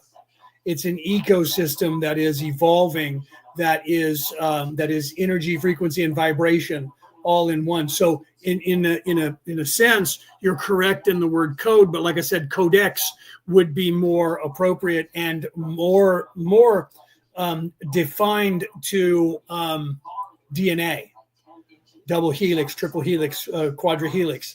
Would be more appropriate. So the code, DNA code, or DNA codex, would be more appropriate. So the sun itself in this solar system is a logos. Okay, so you have the creator of the universe, say, creating the universe. The universe is a logos. It's a sub-logos from the creator. Then the universe, inside the universe, you have a solar or a galaxy. The galaxy is a sub-logos of the creator. Then below that, you have the solar system inside the galaxy. Say this solar system that we're in, the solar system. That is a sub logos. Then you have the planet Earth and our ecosystem that is the collective consciousness of the human race currently on it, along with all the life on it. That's a sub logos, because it is a creation. So it is a codex that is energy, frequency, and vibration, which is the spindle wheel that we now refer to as a chakra center point, an energy point that is a fluctuation energy point that is turning. And so the Greeks called it a spindle because it's a wheel within a wheel, which you hear of in the Bible. Okay. So the logo or logi that he's referring to is that codex that makes up an ecosystem. Your single cell in your body is a logos. It's a sub-logos of your body. Do you see? So it's not just a code, but like I said, it's more of a codex than it is a code, right? Because a code could be 1, 2, 3, 4, 5, 6, 7, 9, or 3.14159. That's a code. But a codex is life. It's energy, frequency, and vibration. So the word codex of love. Thank you, Cassie. Right? Yeah, let me put that up there. Yeah, codex of love. Because that is that's even closer. I like that. Thank you for that. So the logos would be the codex of love, or the love of codex, like philosophy is to the love of knowledge, or the knowledge of love. So the logos is and would be each creative body, consciousness, co-creating reality, or this illusion. Okay. And so we as a human species on this earth are co-creators, and we're creating our own reality here constantly and changing what the landscape of our reality looks like. So that's a sub logos. Sub logos to the solar system. The solar system's a sub logos to the galaxy. Galaxy is a sub logos to the universe. The universe is a sub logos to the creator. Okay. I hope that helps. Right. Micro to the macro. Yes, Jacqueline. Micro to the macrocosm being the creator, the microcosm being us down here, right? As the individual. So sub logi, logos, microcosm, microscope, microcosm, macrocosm, macroscope, logi, big, small, as above, so below, as within, so without, as below, so above, right? As above, so below, as without, so within. Logos. Okay, let's continue. Experienced it as an outcropping or growth from that extension of the first distortion. Am I correct in saying that? Ra, I am Ra. Yes. 77.21 Questioner. Then did this particular logos that we experience plan for this polarity and know all about it prior to its plan? That I suspect is what happened. Ra, I am Ra. This is quite correct. 77.22 Questioner. In that case, you would have as a logos, you would have the advantage of selecting the form of acceleration, I might say, of spiritual evolution by planning for what we call the major archetypical philosophical foundation and planning these as a function of the polarity that would be gained in third density. Is this correct? Ra, I am Ra. This is exquisitely correct. 77.23 Questioner. In that case, it seems that a thorough knowledge of the precise nature of these philosophical foundations would be of primary importance to the study of evolution of mind, body, and spirit, and I would like to carefully go through each of the basic 21, starting with the mind, if this is agreeable with Ra. Ra, I am Ra. This is agreeable with two requests which must be made. Firstly, that an attempt be made to state the student's grasp of each archetype. We may then comment. We cannot teach/learn to the extent of learn/teaching. Secondly, we request that it be constantly kept before the mind, as the candle before the eye, that each mind/body/spirit complex shall, and should, and indeed must perceive each archetype, if you use this convenient term, in its own way. Therefore, you may see that precision is not the goal, rather quality of general concept complex perception is the goal. 77.2. Right. We were talking about this on Wednesday on the Zoom call. For those of you who are here watching the podcast, that we do a Zoom call on Wednesday that's not on air, so that we can have a conversation with some of you out there and answer questions for you that you might not want to ask or can't ask in the live. that you can come on Wednesday and you can ask questions, and then we can talk about that. We were talking about how with everything, and this is what Ra is referring to here, that each individual has to realize the interpretation of different things to themselves. There's a generalized knowledge that you gain from the universe in your ascension, in your awakening, and with downloads and things like that. But when you're getting information from, say, the Akashic Record or from your guides or your higher self, it's tailored to you specifically because you're a differentiation, you're a individual, unique experiencer that has your total experience is the sum total of you is your entire experience and yours alone, because you're your own perspective as a witnesser, as an experiencer. So you could be standing next to another person and their makeup is going to be different because they have different archetypes that rule them as opposed to you. And so interpretively, you're going to see the universe slightly different than they are. Hence you hear the comments or the quote, we don't perceive the universe for how it actually is. We perceive the universe by how we are. Okay, so because it's our experiences as an individual that give us that perspective. So your focus determines your reality, your perspective determines your reality. So at this point, Ra is saying, if we're going to discuss the archetypes, we have to make sure that you're focusing on the archetype like a candle, in front of the eyes, so that you're focused on that particular archetype. However, you have to realize as the questioner that each individual is going to interpret those archetypes slightly different because of they're going to have to rely on their experience from their past and what they've learned in life to interpret what it is that is happening to them. That's the beauty of this place. That's the beauty of this illusion, that it was created and we were all created in it on purpose to have a unique experience, so a unique perspective on everything that's going on. So we have a place that was created, and now we have a bunch of people in it, and no two people perceive the exact same event or the exact same place or the exact same nature or the exact same action the exact same way. Everybody perceives it slightly different, and that's supposed to be done that way, and that's done that way on purpose by the Creator to have all of these experiences be completely the way it is, right? And now my mother just knocked over her water, so I have to go and kind of clean that up for her. So I'm going to turn on Ra, and I'll be right back while I go and sop up the water off the floor. For questioner. Now, there are several general concepts that I would like to be sure that we have clear before going into this process, and I will certainly adhere to the requests that you have just stated. When our logos designed this particular evolution of experience, it decided to use the system of which we spoke, creating, or allowing for, polarization through total free will. How is this different from the logos that does not do this? I see the logos creating the possibility of increase in vibration through the densities. Let me ask first, how are the densities provided for and set up by the logos, if you can answer this? Ra, I am Ra. This shall be the last full query of this working. The psychic attack upon this instrument has, shall we say, left scars which must be tended, in our own opinion, in order to maintain the instrument. Let us observe your second density.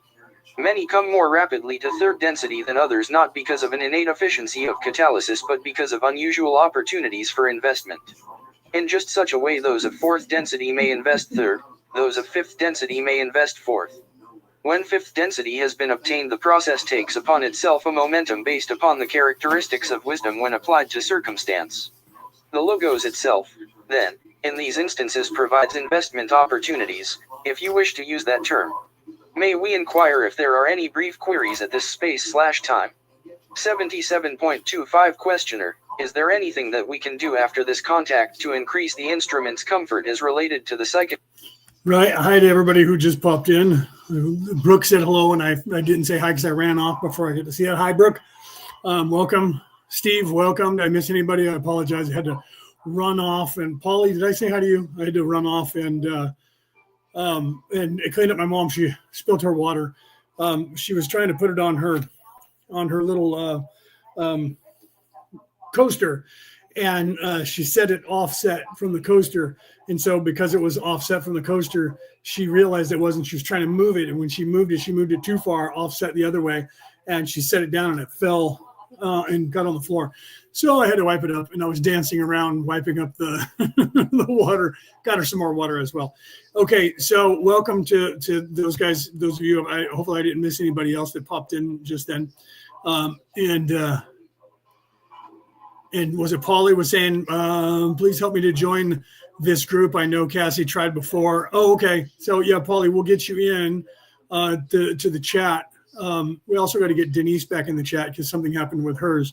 So we're almost done here. So we'll finish with the session, and somebody, Cassie or somebody, will be able to do that, get you in there. And if not, we'll figure it out. You can message me if they can't get you in, and I'll figure out how to get you in, right? If you're going to be in the Law of One class chat. We have a chat on Messenger that, for those of you out there listening, if you're out there on the MP3 broadcast, if you guys have Messenger out there in the world, wherever you are, and you want to ask questions and you can't because you're not live when I'm live on Fridays, you guys can get a hold of me on Facebook or YouTube, wherever you're listening to me. If you're on a MP3 app and you can't get a hold of me, you can always go to Podbean. That's where you got the RSS number, leads back to that anyways. Because if you have me on an app somewhere, they had to put the RSS number in there. That's the only place where I have that is Podbean. So you can go to www.orionrising.podbean.com. And then you can send a message to me there, or you can find me on YouTube under my name, Leonard O'Neill, and you can see that I have the podcast there. I'm also on Twitter. I'm on Instagram. I'm on TikTok. I'm on Facebook. I'm on YouTube. I post reels. You can go there and message me. I check those daily because I post a reel or short, whatever you want to call it, every day. If you get a hold of me, if you have access to Messenger, we can get you in the chat.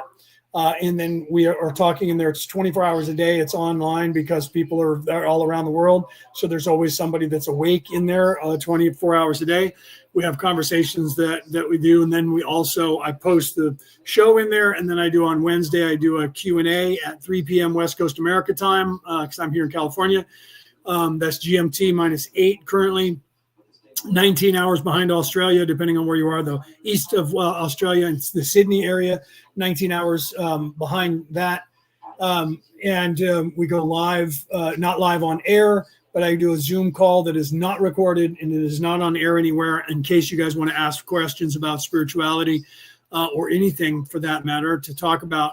And we work with you in there and we'll answer questions and talk about those things. So, Paulie, if you can't get into the Law of One chat, you'll have to have you message me and then we'll get a hold of you. But yeah, we're there talking all the time. So anybody who might be out here listening to this that's new, if you guys want to get into the chat where you can have conversations and have people that can answer your questions and help you with spiritual stuff, or contact me, contact Cassie, contact myself, or somebody else that's here, that's in here that can get you in, that's an admin in that group.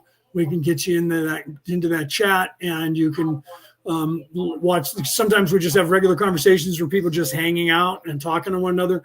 Most of the time we're talking about different things in spirituality and, cleansing and we've just had a long conversation where people were talking about different gems and different stones and the properties of those. And so that happens all the time, 24 hours a day, right? So, right. Shelly said, thank you. Happy to find you here. Yeah. So, Shelly, if you're not in there, you can get in there. Like I said, just contact Cassie right now because she happens to be here. Sorry, Cassie, I'm throwing everybody at you. And she can get you in. And if she has an issue, like I have to work with Denise because somehow she left the group and doesn't remember doing it. And we're trying to get Denise back in, and she's having a problem finding the group again. So at some point, I'll be working. Oh, and Jacqueline's here. So Jacqueline can get you in too. I'll start kicking some people towards Jacqueline. Jacqueline is also an admin in the Law of One chat. I believe that she is. If she's not, she should be. So get a hold of Cassie or get a hold of Jacqueline, and she can help you guys to get into the group and then send you a link, or tag you in the group so that it'll pop up in your feed for a messenger. And then you guys can be in that chat. And like I said, there's people on 24 hours a day. I go to sleep and I wake up and they're still talking. So I end up turning off the notifications because otherwise it might, people are talking all night long. So you have to turn off the notifications and then check in, and I have to go backwards in time and find out what the conversation was about. Right. Right. Okay. So let's continue because there's only about 48 seconds left here, and it is only 4:30, so we can start the next session today. So let's continue and end this session, and I'll start session 78 today. Okay. So let's continue here. Attack. Or is there anything we can do to make the instrument more comfortable or improve the contact in this present situation? Ra. I am Ra. The faculties of healing which each has commenced energizing may be used. The entity may be encouraged to remain motionless for a period. As it will not appreciate this, we suggest the proper discussion. The physical appurtenance called the sensor was just a degree off, this having no deeper meaning. We do ask, for reasons having to do with the physical comfort of the instrument, that you continue in your careful efforts at alignment. You are conscientious. All is well. We leave you, my friends, in the glorious love and light of the one Creator. Go forth, therefore, rejoicing in the power and in the peace of the one infinite Creator. I am Ra. Adonai. Right, let me unshare this, and I'll share the next session. Yeah, so Shelly said if somebody could add her, please. So one of you guys, Cassie or Jacqueline, please add her to the Law of One class chat. And then tag her so she knows she's in it. All right, okay. Let me, while you guys are doing that, let me open the next session for the Law of One, which that was 79, 77. Let's see if this is 78. I think February 19th, 1982. 78.0. Yes, okay, so let me share this. I don't know if you guys can hear it when I just play it like that, so let me share it here, right? Let me present. Let me get this shared over here, and then we'll start this session. Okay, so let me put myself back up in full screen here so you don't have to look at that. All right, and then I'll do a sound check here, and you guys let me know if you guys can hear this okay, and we'll go ahead and start session 78. February 19th, 1982. 78.0 Ra. I am Ra. I greet you in the love and in the light of the one infinite Creator. We communicate now. 78.1 Questioner. Was there some problem with the ritual performed that it was necessary to perform it twice? Ra. I am Ra. There was a misstep which created a momentary lapse of concentration. This was not well. 78.2 Questioner. What was the misstep? Ra. I am Ra. It was a missed footing. 78.3 Questioner. Did this have any detrimental effect on the instrument? Ra. I am Ra. Very little. The instrument felt the presence it has come to associate with cold and spoke. The instrument did the appropriate thing. 78.4 Questioner. Could you tell me the condition of the instrument? Ra. I am Ra. The physical complex is as previously stated. There is some slight loss of vital energy. The basic complex distortions are similar to your previous asking. 78.5 Questioner. The instrument would like for me to ask if there is any problem with her kidneys? Ra. I am Ra. This query is more complex than its brevity certifies. The physical complex renal system of this instrument is much damaged. The time/space equivalent which rules the body complex is without flaw. There was a serious question, due to psychic attack, as to whether the spiritual healing of this system would endure. It did so, but has the need to be reinforced by affirmation of the ascendancy of the spiritual over the apparent or visible. When this instrument began ingesting substances designed to heal, in a physical sense, among other things the renal complex, this instrument was ceasing the affirmation of healing. Due to this, again, the healing was weakened.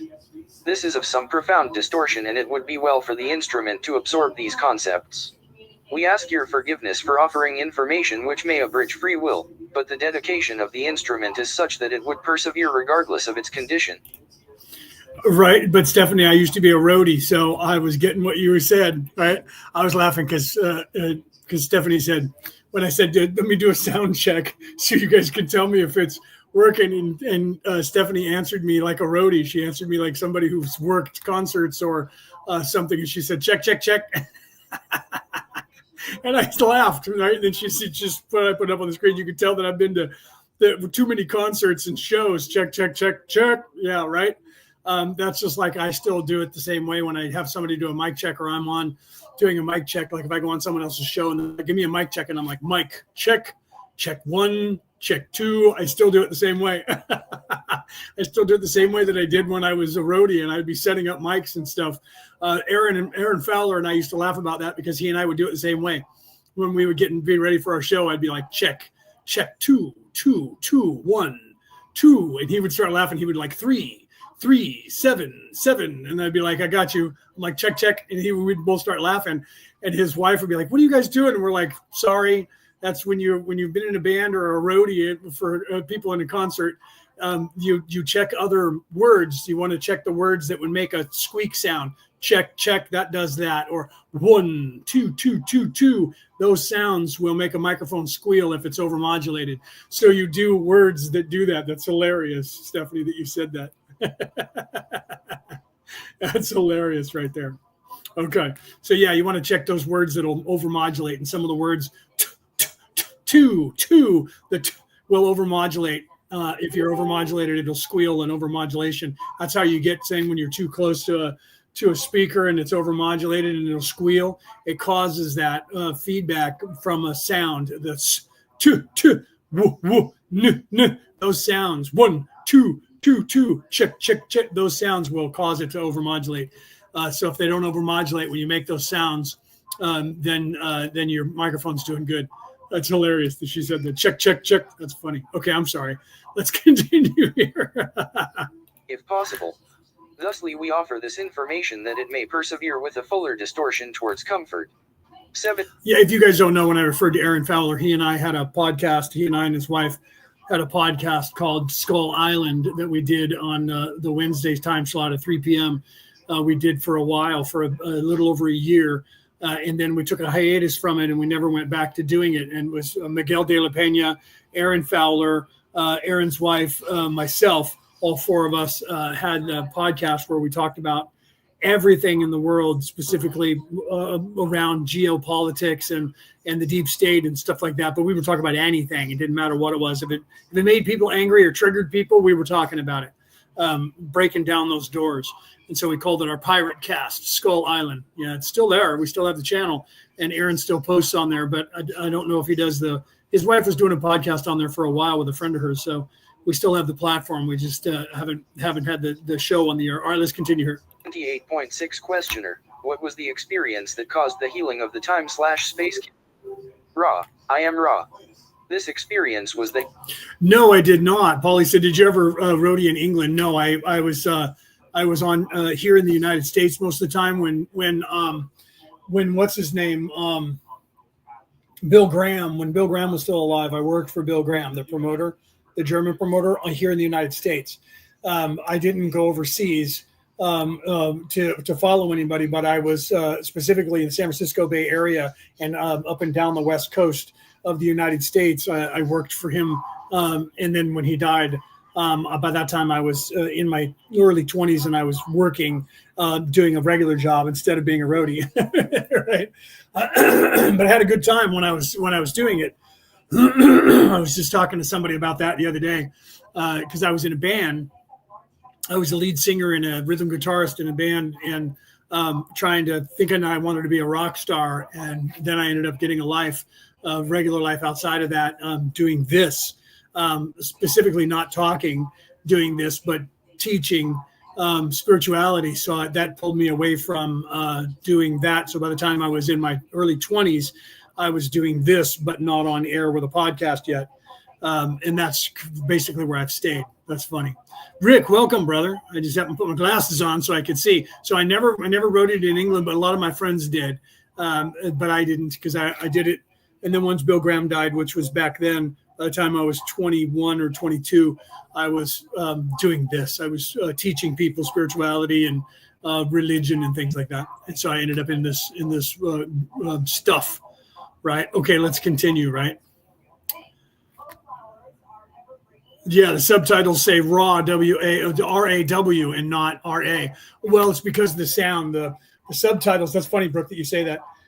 Because the sound is raw, right? R-A-W. But if I left it just R-A, the computer, the algorithm that I'm using to say the words that you're hearing says R-A instead of raw. So I add the H to it. And then when it says raw, the sound for your subtitle picks up raw, R-A-W, like raw meat. Isn't that funny?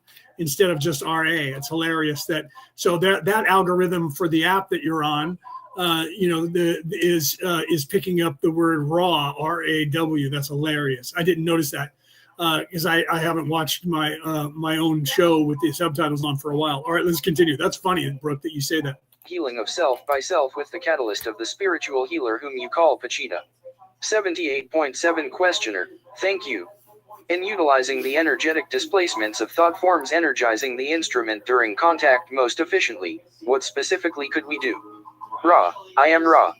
Each of the support group has an excess of love and light to offer the instrument during the working.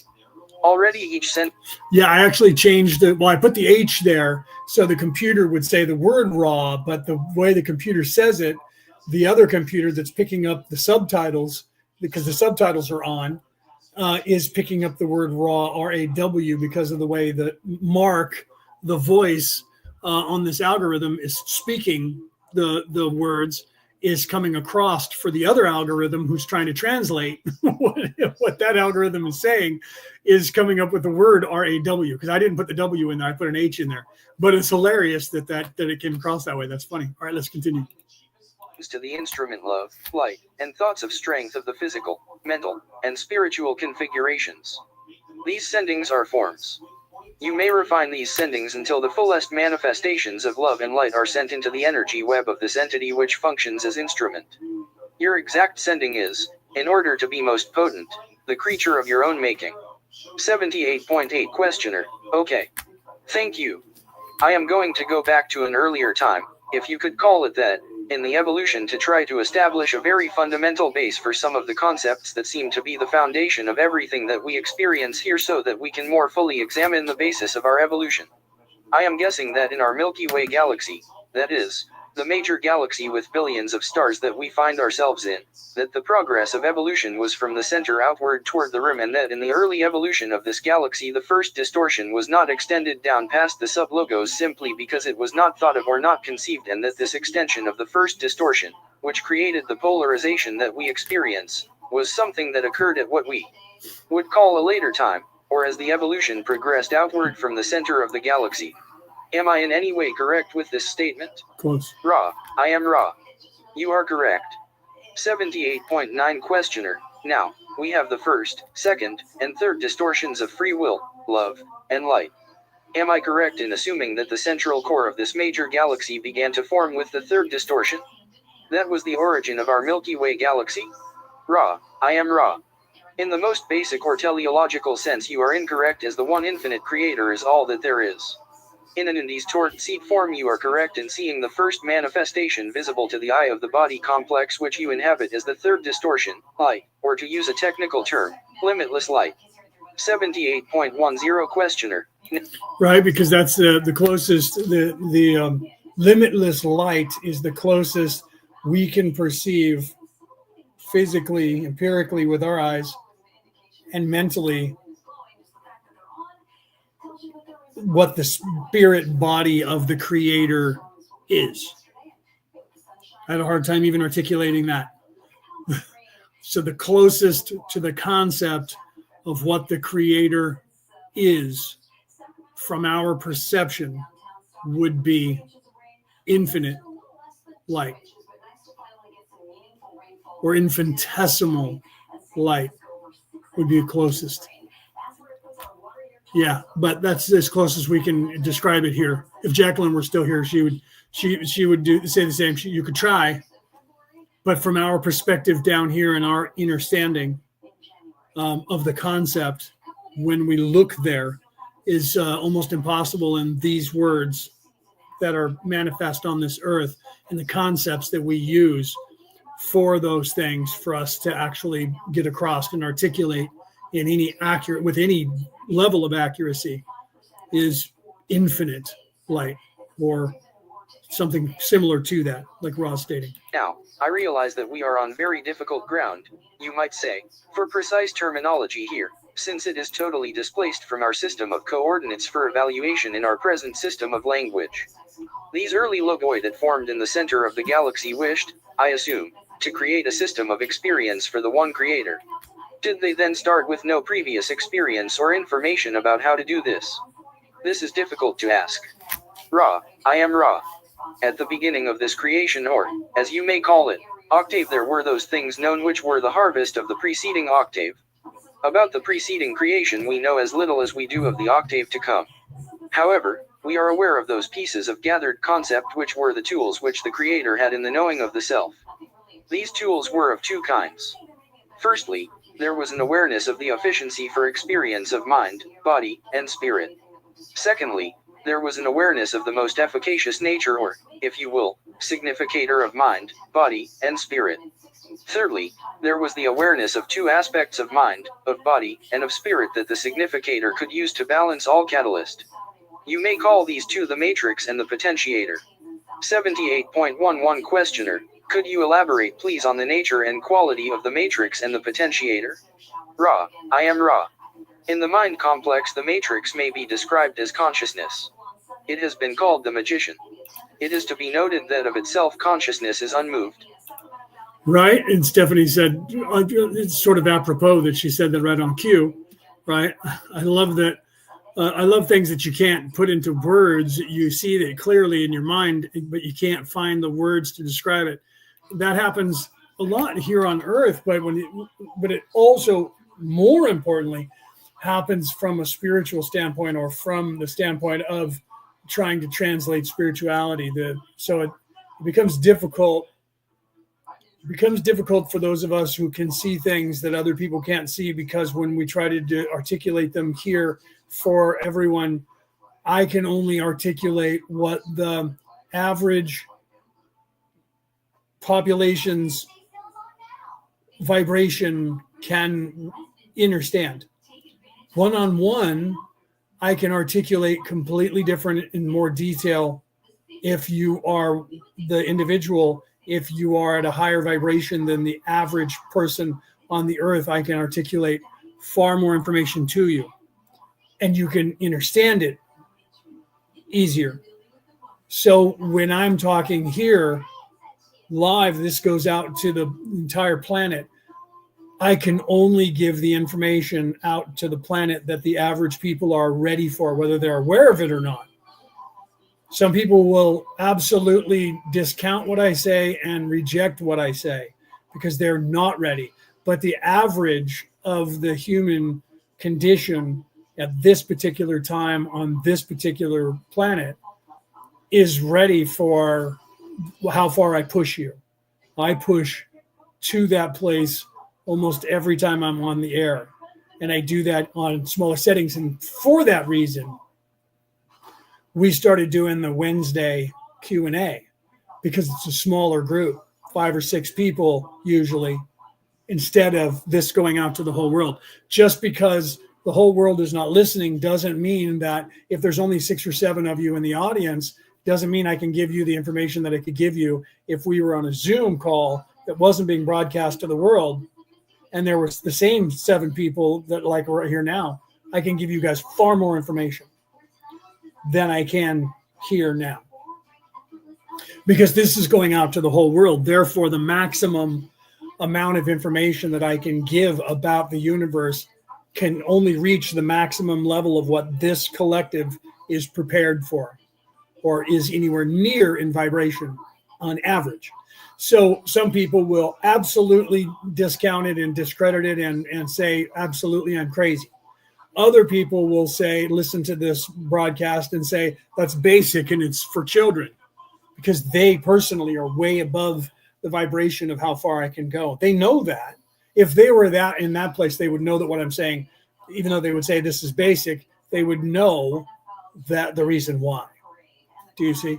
So Raw had the same problem 40 years ago coming through, because the information that Raw was giving 40 years ago, you can now give far more information. If Raw were being channeled currently, there would be far more information being given to you because of the potentiation of that.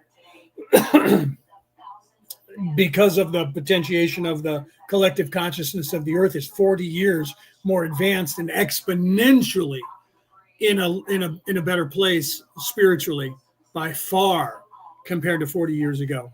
Okay. So this is why we have the chat, where you can go in the chat and ask questions and get better answers. And then if you're not comfortable with just openly in a chat, then we do the Wednesday, where you guys can ask questions there, because it's usually 5 or 6 or 7, sometimes 8 people in the group. Sorry, I've been talking too much in the last couple of days, and my vocal cords are limited today. Right? Okay, so Ra's referring to that here, talking about the mind being the magi, or the third eye being the magi, the illumination, and the potentiation being that knowledge which you can understand, which spawned me to explain why that would change per individual. Let's continue. The potentiator of consciousness is the unconscious. This encompasses a vast realm of potential in the mind. In the body, the matrix may be seen as balanced, working, or even functioning. You know, Paulie, I don't know. Tag him, get him in here. Paulie said, "Where is Peter Coyle tonight?" I don't know. He might have a gig.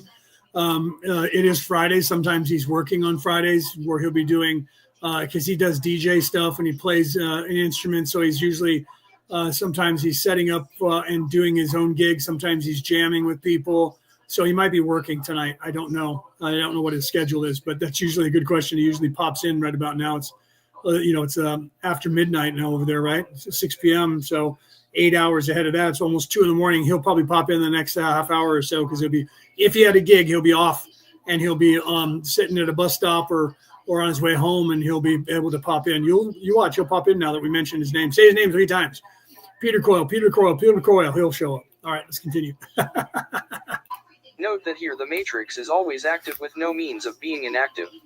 The potentiator of the body complex, then, may be called wisdom, for it is only through judgment that the unceasing activities and proclivities of the body complex may be experienced in useful modes. The matrix of the spirit is what you may call the night of the soul, or primeval darkness. Again, we have that which is not capable of movement or work. The potential power of this extremely receptive matrix is such that the potentiator may be seen as lightning. In your archetypical system called the tarot, this has been refined into the concept complex of the lightning-struck tower. However, the original potentiator was light. Right. So Anna said, truth there, Leo. I've written half a dozen things that had to be deleted, as I was told that some are not ready to hear something too overwhelming. Correct. Right. And there goes Jacqueline's tagging him. Get him in here, Jacqueline. So and so I can only push so high in a setting like this that is public before the universe itself, because of infringement of free will, before the universe will stop me from saying that. Individually, I can only push so far before the universe will actually stop me. And when we tell people that, they sometimes tend to giggle about it till they see it happen, or it happens to them. When you're trying to tell somebody something and all of a sudden the words will not come out of your mouth, that's the universe, your higher self and the universe stopping you from telling that person that, because it infringes their free will, because it has something to do with either it's just out of their realm completely, more likely just because it's something that they have set down for themselves to learn organically. And so because of that, you can't tell them. So sometimes someone will ask a question and I'll know the answer to it, but I can't tell them that answer because it's something that they're supposed to learn organically. So if you ever talk to somebody who is a psychic in any way and they say, I'm sorry, I can't give you that information because that's something you need to go through on your own, they're not lying to you. They're not just being mean to you because they don't want to tell you the answer, because they know they can't answer that for you. So some people, some people say it and some people don't. Some people try to hint and get around that. But the more you try to tell somebody something you're not supposed to, eventually, first, it'll stop you from speaking. The universe will stop you from speaking the words. The more you try to persist to beat around the bush to get to it, eventually the thought that you have of that answer will disappear out of your mind. And you won't even know what you were trying to tell them until you stop and then go off from that subject, and then it'll come back into your memory. And that does happen. It's just the way the universe works. So it's funny when it happens, but it's not funny. Funny, not funny, right? Okay, let's continue here. In its sudden and fiery form, that is, the lightning itself. 78.12 Questioner, would you elucidate with respect to the significator you spoke of? Ra, I am Ra. The original significators may undifferentiatedly be termed the mind, the body, and the spirit. 78.13 Questioner. Then we have, at the beginning of this galactic evolution, an archetypical mind that is the product of the previous octave which this galaxy then uses and acts upon under the first distortion of free will to evolve the total experience of this galaxy. Is this correct? Ra, I am Ra. This is quite correct. 78.14 Questioner. But, in doing this, there was at the center of the galaxy, the lack of knowledge or the lack of concept of possibility of extending the first distortion, so as to allow for what we have experienced as polarity. Was there any concept of polarity carried through from the previous octave in the sense of service to others or service to self polarity? Ra, I am Ra. There was polarity in the sense of the mover and the moved. There was no polarity in the sense of service to self and service to others. Well, see, yeah, Penny, that's probably for the best. And let me explain that, right? Penny said, at this point, I'm just saying F it, and I'm trying to enjoy the ride, sick of fighting to ascend. When you're at that point, we will tell you, surrender. You have to surrender. When you get to the point where you're fighting to ascend and you're trying to force it, the universe will not allow you. You cannot defeat the universal mind. You cannot force it to do anything you don't want it, that it doesn't want to do. So if the universal mind, if this matrix knows that you're supposed to be at a certain place and you're supposed to be organically moving and you're trying to force that, it will block you until you get so frustrated that you go like you're doing. You're like, okay, screw it. I'm going to relax and just enjoy the ride for right now. You will find that when you surrender to that, you're going to end up making faster headway by doing that than trying to force it. And all of the frustrations that you have dissolve. And all of a sudden you're going to be like, wow, okay, so I just sat back and said, screw it for like a month. And then all of a sudden, it might not even take that long. It could take a few days. It could take a week. Then all of a sudden you're just going to start knowing things and you're going to go, well, where was that before? You were in your own way trying to force something to happen.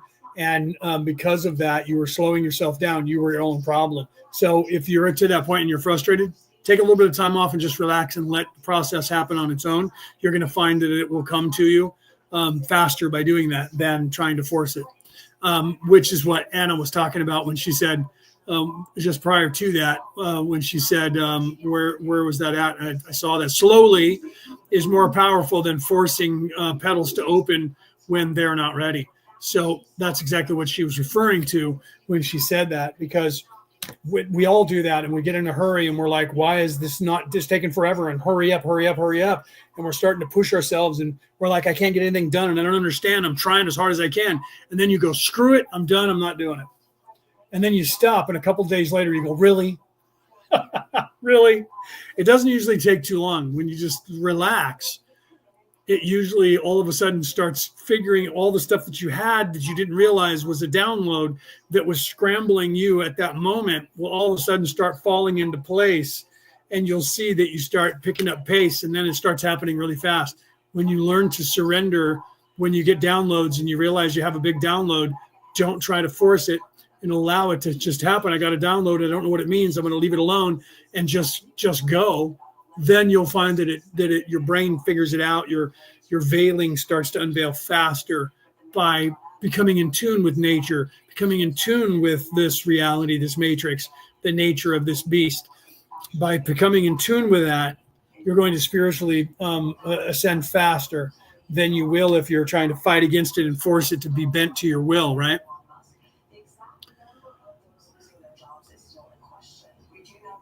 Right. So let me put up here what Penny's saying. She's talking to Penny and she said, or what Anna's saying. Anna's saying, talking to Penny, and she said, one of the things that I was told to delete this as much a shorter version is sitting in the now. This is very Native American shamanistic, what she's saying here. Sitting in the now is the most powerful thing that you could ever do. Being in the now, your presence is I'm sorry, let me read what she's saying.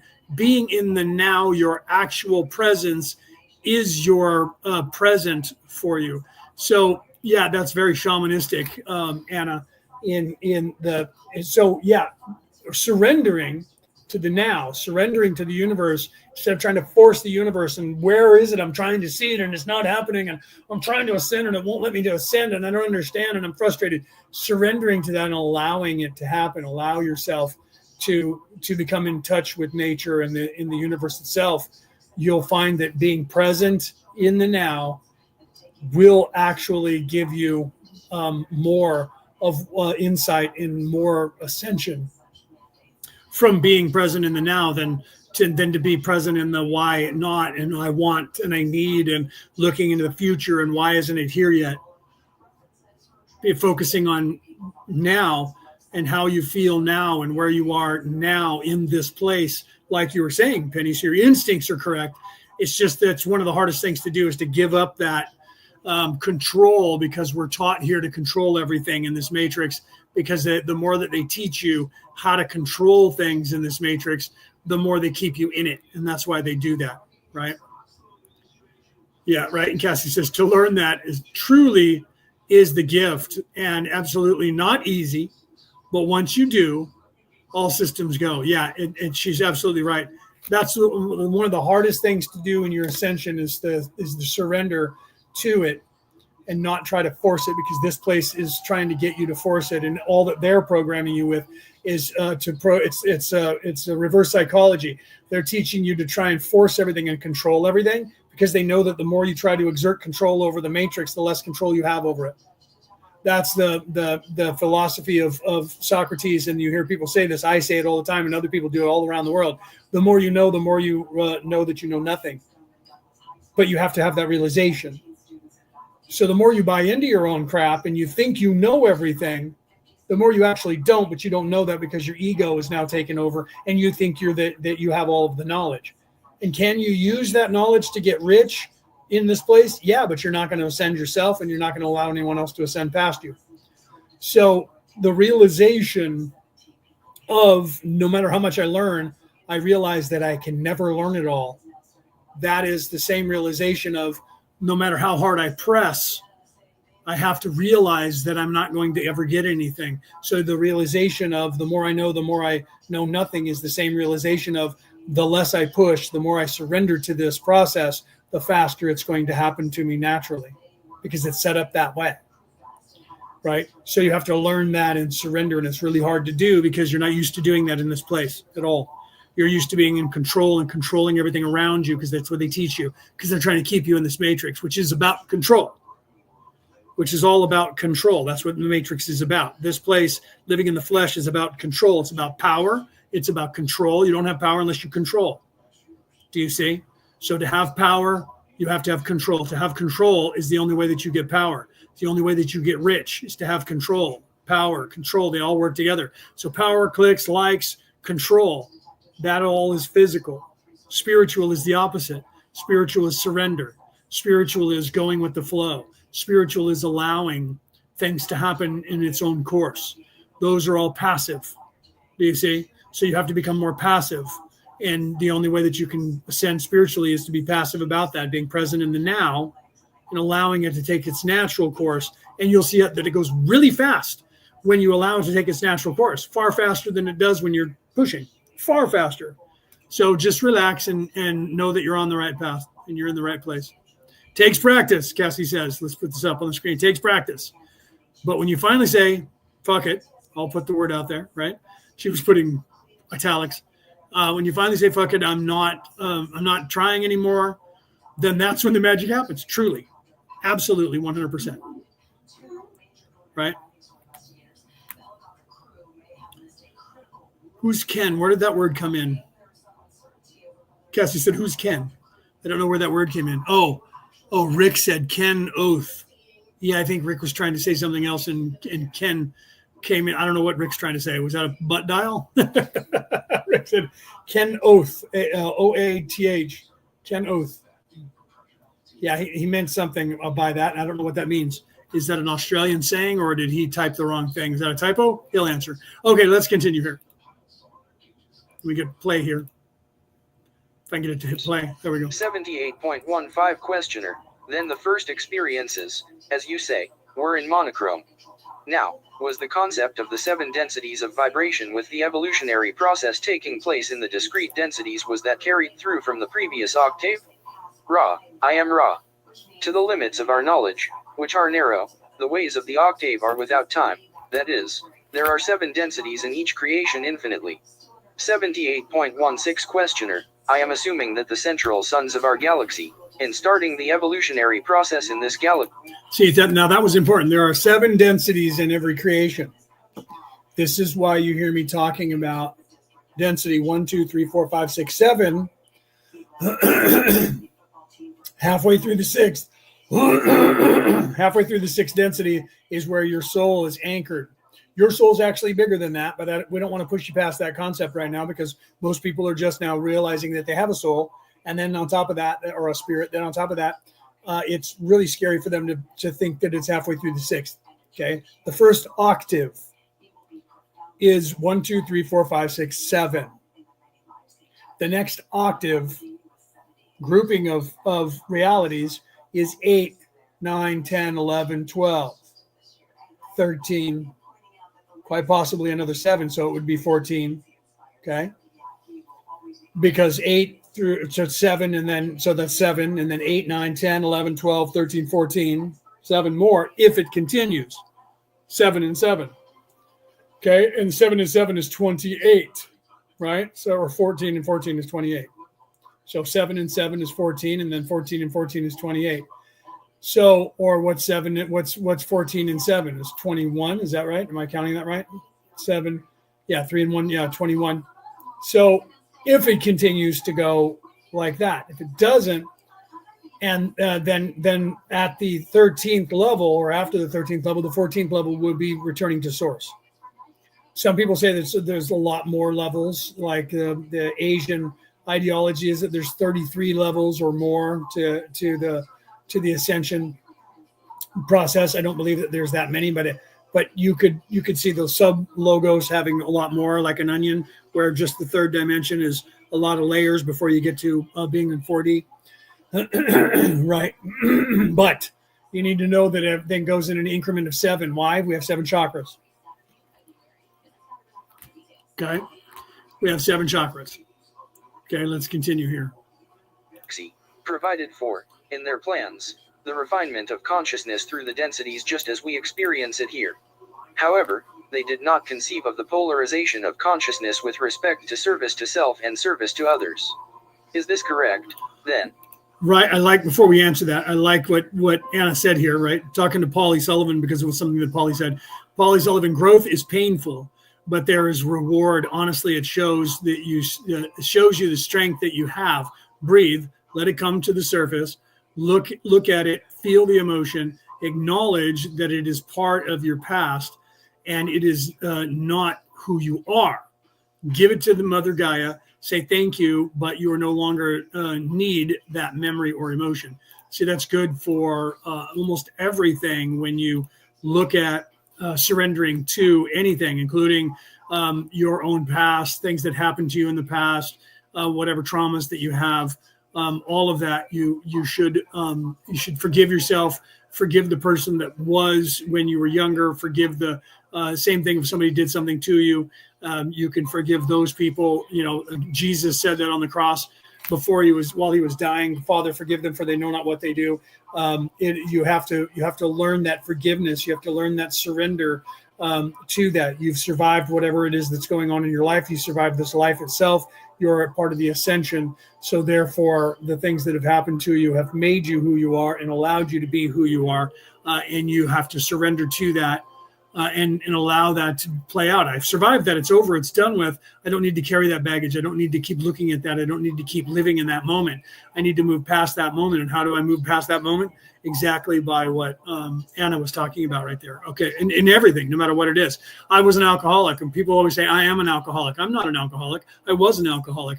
I'm a recovering alcoholic. I'm no longer an alcoholic because I quit drinking alcohol. So do I have the symptoms? Yeah. If I started drinking alcohol, would I probably fall back into that routine? Yes, I'm predisposed to that, but that doesn't mean that I will, but if you tell yourself that I am an alcoholic, right? If you keep telling yourself you're an alcoholic, there's a very good possibility you're going to recess and become an alcoholic again because you're telling yourself you're an alcoholic. And this is what Anna's referring to, that by giving that up, and if Jacqueline were still here, she'd be talking about that the same way. Jacqueline has longer time away from drugs and alcohol than I do. And she would be telling you the same thing. Part of your recovery is to stop calling yourself an addict. You're not an addict anymore. You're a recovering addict. You used to be an addict and you're no longer an addict. Do you still have that addictive personality? Well, yes, you do. That's what made you an addict. So you have to then say to yourself, I no longer am going to acknowledge that part. I'm not going to have the addictive personality. That's why I don't have that anymore. That's why I'm no longer an addict. I have taken those things out of my life that have created that. And what did I change? I changed me. I didn't change. Remember when says, well, I changed my life. No, you didn't. You changed you.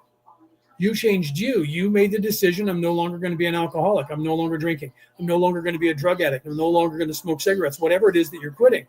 So the same thing happens, and you have to realize that psychologically the same thing is going on with, I was a victim of something that happened to me. I was hurt by someone. I was treated meanly by someone, or I was beaten by someone, or any trauma that you have in your life. It is the same as an addiction to a drug, that as long as you call yourself that thing, I am a victim, then you're staying in that victimhood. You have to become your own power and change that about you. I am not a victim. I am a survivor. That is done. That is no longer a part of me. It is only there in memory, and for me to learn from it, to not allow it to happen again. Do you see? So the same thing goes in spirituality as well. And you have to realize that it is in every facet. It is the way that this matrix works in every facet of what you're doing to heal yourself no matter what, or to move forward, to make progress and move forward. So that means you have to be present in the now, getting all the way back to the beginning of what we were talking about. You have to be present in the now. So you have to not live in the past. And if I am an alcoholic, I am a drug addict, I was raped, I was molested, I was beaten, I burned myself, I am a burned victim. People were prejudiced against me because of my race, color, creed. If you put yourself in that position of a victim, you're living there. That's the now you're living in. You're living in that now. You're not living in this now. But I want to be something more in the future. Now you're not living in the now again. You're living in the future. I don't want to be what I am now, but what you are now is the past. You're not living in the now. So you have to surrender to that, to live in the now, so that you can become who it is that you already are. The same thing happens in a spiritual sense. So in every sense, energy, frequency, vibration, in every sense, you have to get those negative ideas out of your brain to be able to live in the now, to be able to become that which your potentiation, getting back on track with Ra, that which is the potentiator for you to be here in the now as whatever it is that you're trying to be for yourself. You just have to start being it. Present in the now. So if I want to be awake and pierce the veil, how do I do that? You become that now. I am piercing the veil. I am unveiled. I am in the now, and I see that. How? I surrendered to the universe, put out to the universe, this is what I'm becoming. This is what I am now in the present. See yourself in that. When you're in business and you want to get a promotion, you're taught, if you have any good mentor, see yourself in the position, start walking that way, talking that way, thinking that way, dressing that way, manifest it. Same thing. If you want to be awake and you want to be unveiled, start walking that way, thinking that way, talking that way, become unveiled, live in the present and allow it. If you keep saying, I want to do, I want to be, I'm in the future at some later date. In your mind, that's what you're saying to the universe. There, in a place that I can't be at, that I'm not, is what I want. No, that's not. Now is what I want. So if you want to be unveiled now, start thinking in the now. Don't start thinking in the future. Someday I'm chasing it. You're never going to catch it because you're constantly chasing it. He who gropes for it will not grasp it. Do you see? That comes from Lao Tzu. All right, let's continue. Ra, I am Ra. This is correct. 78.17 Questioner, why do the densities have the qualities that they have? You have named the densities with respect to their qualities, this density being that of the next, the fourth density being that of love, etc. Can you tell me why these qualities exist in that form? Is it possible to answer this question at all? Ra, Right, Paulie said, I know it rationally. However, it still bothers my soul, and I'm always working hard on my shadow stuff, like the book, the body keeps the score. Well, see, that's part of the problem, even with Jung's shadow work, is that in their wisdom, it is wisdom from the past. You have to realize that in their wisdom, they served a purpose at the time that those were written. The concept of Carl Jung is more than 100 years old. You have to realize that. Okay, so for people in the time that Jung wrote that material, it was very vital. But it's not as accurate today as it was then, because people have exponentially moved into another place now than then. It's a great guideline if you're just learning the concept of those things. However, you have to allow yourself to be the evolution past those things. Do you see? So the surrender becomes the hardest part. So working, you're saying, I mean, look at the words that you're using, right? I know that it rationally, right? However, it is still bothering my soul, and I'm always working, future tense, working hard on shadow stuff. Okay, so I would have to work with you individually, because you're still seeing things from a future perspective of where you are instead of a now, right? So what are you working on? See, so you either accept those things that are your shadow and the concepts of that, whatever that is that's going on with you, or you're working on it. So you're saying that you're working on it. That means you're still doing it. So you're not concluding it. Do you see? So even in your words of what you're saying here is perpetuating the non-conclusion by saying, I'm always working on it. So in your mind, you're working on it. It's like when someone says, I'm fighting cancer. Well, then what you're telling your body is that I perpetually have cancer and I'm fighting it. If you don't want to have cancer anymore, then you're not fighting cancer.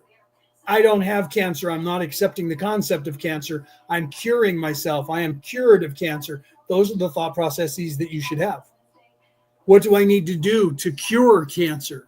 I want it to go away, so I need to look into what will stop it, and my body will do that. My body is doing that.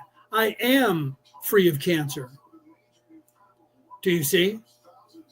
If you tell yourself, I'm working on it, I'm fighting on it, I'm studying it, you're not doing it, because you're telling yourself that you're still in the future. I'm working.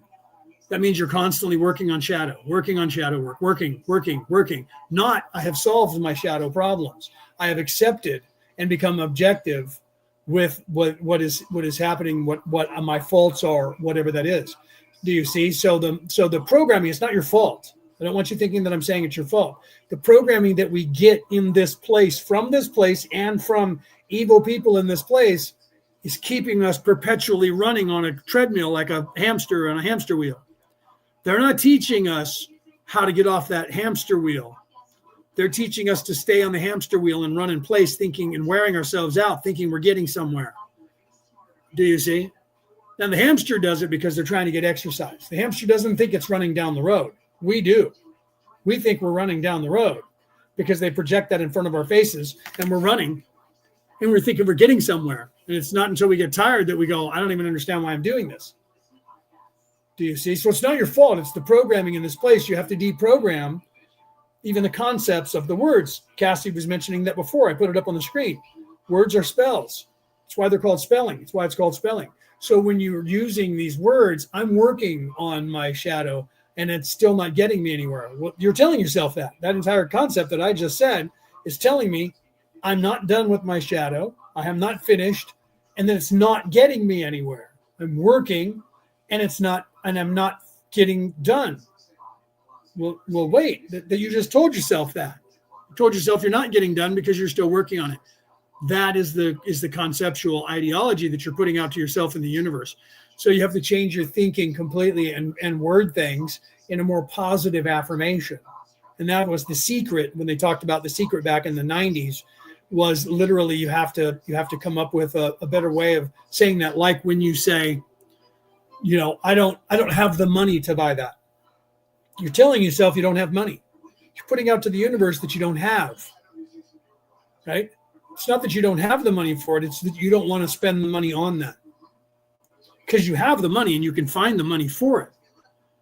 I don't want to spend the money on that. So there's a difference, right? Well, I don't have the money because I'm poor.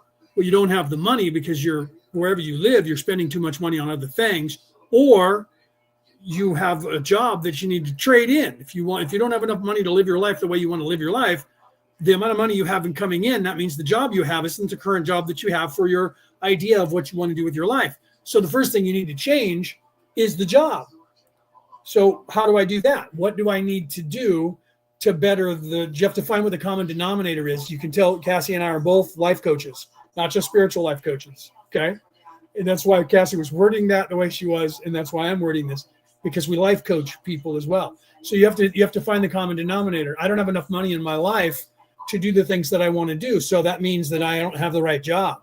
So what do I need? Do I need an education now to get a better job, or do I just need to get a better job? Do I already have the education that I need for the job that I could get for a better job to make more money, to be more conducive with what I need for my lifestyle? No, then let's look at what we need to do to fix that.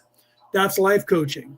Same thing in the spiritual sense. If you're trying to do shadow work, you have to realize you're the common denominator. Wherever you go, there you are. Do you see? Right? So you have to, right? And what is Cassie saying? You are grasping it. Yeah, because you are, right? So I will grasp it. Yeah, and you are grasping it, right? I am grasping it, not will, because the word will is still futuristic. That's what Cassie's correcting you. Are in capital letters. Okay, I am grasping it, right? You are grasping it. If you say I will, that means future still. That's still a future tense. Those are programmed words in the English language in a way that programs us to defeat ourselves, to stay here. And that's being done to us by the 1% that believe they own this earth. They're telling us that the proper grammar is this sentence structure. And what they're doing in that sentence structure is they're keeping you down by you not knowing that you're reinstilling negative connotations and negative thought processes and programming yourself to not succeed. Do you see? Right? So, right? Yeah, Slime Diver said, hi, Santa. Ho, welcome.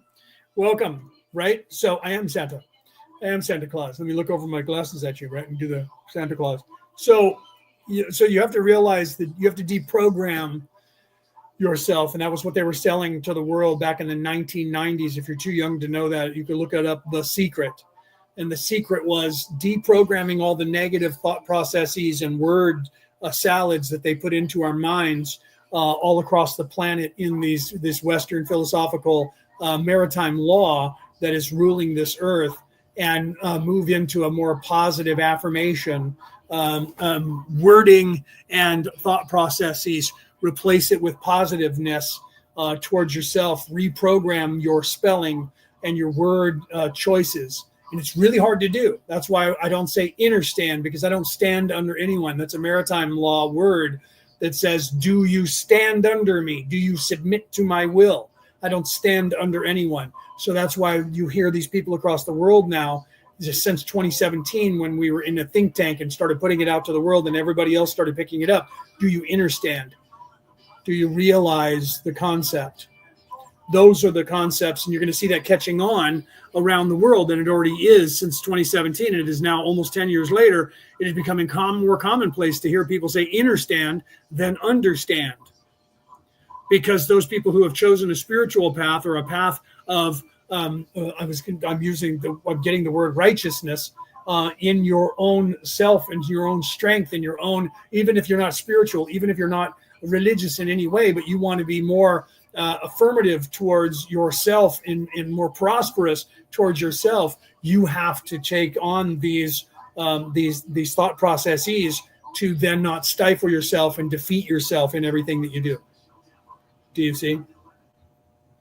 So it's not your fault that you are said that, because we are programmed to think that way and talk that way and demean ourselves, because that's what they're doing to us.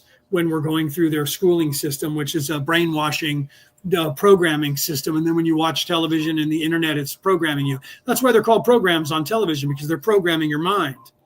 Do you see? That's what they're doing. So you have to learn how to defeat that process by being aware. The first step in avoiding a trap is knowing of its existence. To become aware that when small things that you say in your everyday thinking in life, you don't realize that you're defeating yourself. And doing shadow work and the idea of that is a great concept, and we all need to do that. But you have to be objective with everything that you say, not subjective. And they have you being a subject. That's why the kings of the world call their people their subjects, because you're subject to their rule. You're subject to their thinking, to their laws, right? So you have to, there's certain things you have to do here right now. We all have to have money to pay for things because they have subjected us to that, and everybody bought into it. And so because everybody's bought into it, you have to have it, unless you say, I don't want to live by their leave. I don't want to live by that. And then you live off the grid. Then you have to learn what it takes to be able to cultivate and plant your own foodstuffs, have your own livestock, to have your own things that you need so that you can live off of the land. And then you have to have other things that you have to learn. Where am I going to have water? Do I have a water source? Energy source? Do I create? How am I going to create my own energy? You have that learning curve, but you can do it. Everybody can do it and live without needing this society so much. Right? And they don't like it when you do that. They don't want you doing that. So they're trying to make everybody live in apartments around the world, no yards, because they don't want you having livestock. They don't want you having your own food that you're growing. Why? Because they want all your money to be under their control, so that you have to go to their stores and buy their fuel from them, because all that money trickles up to the 1% who own all of that. Till the people wake up enough to be able to make conceptual changes to the societal structures that we have on this earth, which is starting to happen. Once that starts to happen, it'll continue to snowball, and eventually this entire way of life is going to go away, and we're going to have a better way of life that is going to be put in its place. Okay. So we all do that, right? And Cassie's saying it's okay, right? It's okay that we all do that until we learn differently. And that's the absolute truth. It's not your fault. It's not anyone's fault. It's their fault of this place and the evil people who think they own you and own this, for programming that into you. We spend the second half of our lives deprogramming and fixing the shit they did to us in the first half. So the first step in avoiding a trap is knowing of its existence. So think about whenever you find yourself saying something, learn the concept of the now and positive affirmation of the now when you're trying to manifest something, instead of saying, I will this, I do that, I'm going to. Those words are saying you're not there. And that's telling you that you're not there. So you're putting out to the universe, I'm never reaching that. He who grasps for something, or he who gropes for something, will not grasp it, because you're groping at it and it's in front of you and you can't get to it. Do you see? He who has it, if you manifest having it, you're going to have it. If you manifest grabbing at it, you'll grab it. It's like in combat, when they teach you in hand-to-hand combat in martial arts, that if you go to hit something, the first thing they teach you is that you don't try to hit it where it is. Because if you try to hit it where it is, you're going to slow down, and the impact is going to be there. So when you look at something and you want to hit this, you actually want to target something way over here, so that your impact takes this to there. And that's how you hit harder and punch harder. And they teach you that. It's the same thing when you're in the opposite, but the same concept when you're trying to spiritually grow. You have to internalize more, and you have to surrender to this place, because the physical is the fight. The physical is the forcing. The physical is the reaching, but it's never achievable, because it's defeating yourself, because you're telling yourself, I'm going to hit you, not I am hitting you. I'm going to hit you. I'm going to read that. I'm this. And it's not that I have a great job. I make good money. I am that part. I'm projecting myself and manifesting myself as the promotion that I want. How do those people dress? How do they walk? How do they talk? What do they know? All of those things, you become those things, and then someone's going to offer you that job because they're going to see that you have that. And if they don't, you're going to be able to go to another company, and they're going to see that you have the skills, and they're going to offer you the job. But if you say, I'm going to learn to be a manager, that means that you're not seeing yourself as a manager. Same thing when in the spiritual sense and waking up. Concepts work exactly the same way. Okay. So it's not your fault. We all go through it, and we're constantly. I have the same problem. I'm unveiled, and I have the same problem. Okay, this place locks you in and pulls you to there. So you're constantly correcting in your mind or saying things out loud. You're constantly correcting that, and you have to constantly do that until eventually those words are out of your vocabulary because you got all that negativity out of your mind, and now you're reprogramming your mind with positivity in the now instead of living in the past. Do you see? So it's not your fault. It's just it's really hard. It's really hard to do. But once you start doing it, it becomes easier. Okay. All right, let's continue here. Sorry, guys, that we went off on that tangent, but that's actually important for everybody in the world to know. That is the secret to the world. And all of us go through it. Anyone who tells you they don't go through that, they're lying to you, because everybody goes through it. And even the people who are awake go through it daily, because you get pulled into this matrix. The second you're not paying attention, it grabs you and pulls you down and reprograms you to start thinking in the matrix again. It's designed to do that. That's just it's what is strengthening that muscle within you to be that thing, to become that immortal spirit that has that will to survive. You have to survive this place and graduate from this place for you to become that thing, which is energy, not physicality. I am Ra. It is possible. 78.18 Questioner, would you please answer that? Ra, I am Ra. The nature of the vibratory range peculiar to each quantum of the octave is such that the characteristics of it may be described with the same certainty with which you perceive a color with your optical apparatus if it is functioning properly. 78.19 Questioner, so the original, the first evolution then was planned by the logo. Right, and Paulie said, I like the word trying because like saying, that means that you're doing it, right? So she said, I like the word trying. Trying gives more room for failure, right? Hence the word just do it, right? So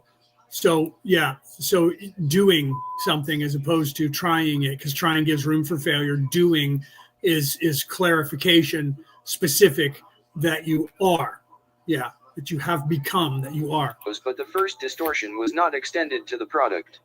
At some point this first distortion was extended and the first service to self polarity emerged. Is this correct, and if so, could you tell me the history of this process and emergence? Ra, I am Ra. As Proem, let me state that the logoi always conceived of themselves as offering free will to the sublogoi in their care. The sublogoi had freedom to experience and experiment with consciousness, the experiences of the body. Right, so that that at least, but see, but the I am, that's why God said that. That's why when Moses said, "Who do I tell them sent me?" God said, "I am." Right. So the concept of a word or a name, I am sent you. I am the Alpha and the Omega, the beginning and the end, everything and nothing. So that's the same thing. You either are or you're not. Right. So that's why when people say, like I was knighted by the Roman Catholic Church. So I have a Sir title, and I tell people being a knight is not something that you do. It's something that you are. It's a way of life. You either are or you're not, right? You either live that life or you don't. So some people get the name because it's a title and that's all they really want is to have that title. But the majority of people that are knighted are knights. In fact, before I was knighted, they told me that you're going to make a perfect knight because you already are one. You just don't have the Sir title. Okay. So I was already living the life. And then I just had to learn what I needed to learn to have the honor of taking a knee and being knighted. Right. And once I was knighted, I had the Sir title, but they were like, you were already doing it. You're already a knight. You just didn't have the title. So same thing. You're, as a healer, some people are natural healers, and then they go to get a healing attunement like Reiki or something, and the Reiki master will be like, you're already doing it. You just don't have the title. So let's get you the title. Let's go through the process to get you the title, and then you'll be better at it because you'll be more learned, right? And you'll have a title to do that. So just like when knowing that and having that title changes a person because they become it and they live it. So until they get that, they sometimes need that title, like in the movie The Kingdom of Heaven, which was a true story. when Balian was trying to defend against the Saracens, against Sahaladin, Jerusalem, when all the Templar Knights were either killed or run off or take prisoner, and they were defending the city. The bishop said, "We have to escape. We have to repent. We have to do whatever we need to do, convert, and then repent later." And he said, "We have no knights. We don't have any knights to fight." So Balian turned around and started yelling to everybody that was there, all the men at arms, "All you men at arms that are capable of bearing them, kneel, kneel." And they took a knee, and he went through and knighted them all right then. And then he said, "Rise a knight." And the bishop looked at him and said, "Is making a man a knight make him a better fighter?" And he looked at the bishop, and he looked around at the men, and he looked back at the bishop, and he said, "Yes." Right? Because they were already knights. They just didn't have the title. They were willing to stand and fight. But then once he knighted them, that concept to them, they became that. So that ritual was the way of letting them come into their own. Nothing changed about them except for they got a title now. But they were still the same man that they were, that was willing to fight to the death to defend Jerusalem at that moment. But now he, literally making them a knight, that concept, yes, it's going to make them fight better because now they believe it and they will become it. So it was they were living in the now. It was present in the now. Before that, it was, I want to be a knight. I'm not yet a knight. We don't have any knights. Now we have knights. You are knights. Fight like knights. Stand and fight like knights. And it made them better fighters because they now believed in the concept of themselves and became a knight and lived it. And they survived the day because of it. Same thing in spirituality. In once you have to become it. Become what you wish for. Become what you want. And be careful what you wish for because you just might get it. Let's continue. And the illumination of the Spirit. That having been said, we shall speak to the point of your query. The first logos to instill what you now see as free will, in the full sense, in its sub-logoi came to this creation due to contemplation in depth of the concepts or possibilities of conceptualizations of what we have called the significators. The logos posited the possibility of the mind, the body, and the spirit as being complex. In order for the significator to be what it is not, it then must be granted the free will of the creator. This set in motion a quite lengthy, in your terms, series of logoi improving or distilling this seed thought. The key was the significator becoming a complex. 78.20 Questioner. Then our particular logos, when it created its own particular creation, was at some point far down the evolutionary spiral of the experiment with the significator becoming what it was not, or in effect, creating the polarity that we strive for in third density, and, therefore was, I am assuming, primarily concerned in the design of the archetypes, in designing them in such a way so as they would create the acceleration of this polarization. Is this in any way correct? Ra, I am Ra. We would only comment briefly. It is generally correct. You may fruitfully view each logos in its design as the creator experiencing itself. The seed concept of the significator being a complex introduces two things. Firstly, the creator against creator in one sub-logos in what you may call dynamic tension. Secondly, the concept of free will, once having been made fuller by its extension into the sub-logoi known as mind/body/spirit complexes, creates and recreates and continues to create as a function of its very nature. 78.21 Questioner. All right, hold on. I'm going to stop right there for a second. Now I got too much open here on my screen on my phone, trying to record where we are right there. So yeah, I think we're going to stop right there. Before we go, I'm going to play my commercial for my book, right? Let's do that. Let's play a commercial for my book, which I didn't do in the beginning. So let's do that right now, right quick. And then we'll come to a conclusion here for this week. What is the reality about reality? Returning to the old ways. It is a comprehensive book about what is really going on here on this planet. It talks about the true spirituality that the controllers who think they own this planet have been keeping from you for thousands of years. It explains to you the knowledge that you gain from the universe itself when you live the way the prophets of the world throughout time told us how to live. Eat right, meditate, take care of yourself, treat others right. All the things they originally told us to do, but the controllers have removed from right in front of our eyes. The way to ascend to heaven. The reality about reality. Returning to the Old Ways. On sale worldwide online now. Okay, so we'll pick it up there next week, right? I'll back up probably 2 questions or so. I marked it as 20, so question 20, but I think I'll go back to the question before that. But Paulie, if you're not already in the group, group chat, I think we added you to the group chat. You should pop in there, because then you can have more of these conversations and ask more questions and have more of the discussion, and quite possibly go on to the Wednesday on the Zoom on Wednesday and sit in there. We usually go a long time in there. The last couple of weeks, we've been going like 4 or 5 hours of conversation. It just evolves and everybody has a good time, but you don't have to be there for that, all of that. Yeah, if you're not already in the group, and those of you around the world listening to this podcast, like I said, contact myself or Cassie or Jacqueline Taylor, Cassie Meckler, Jacqueline Taylor, or myself.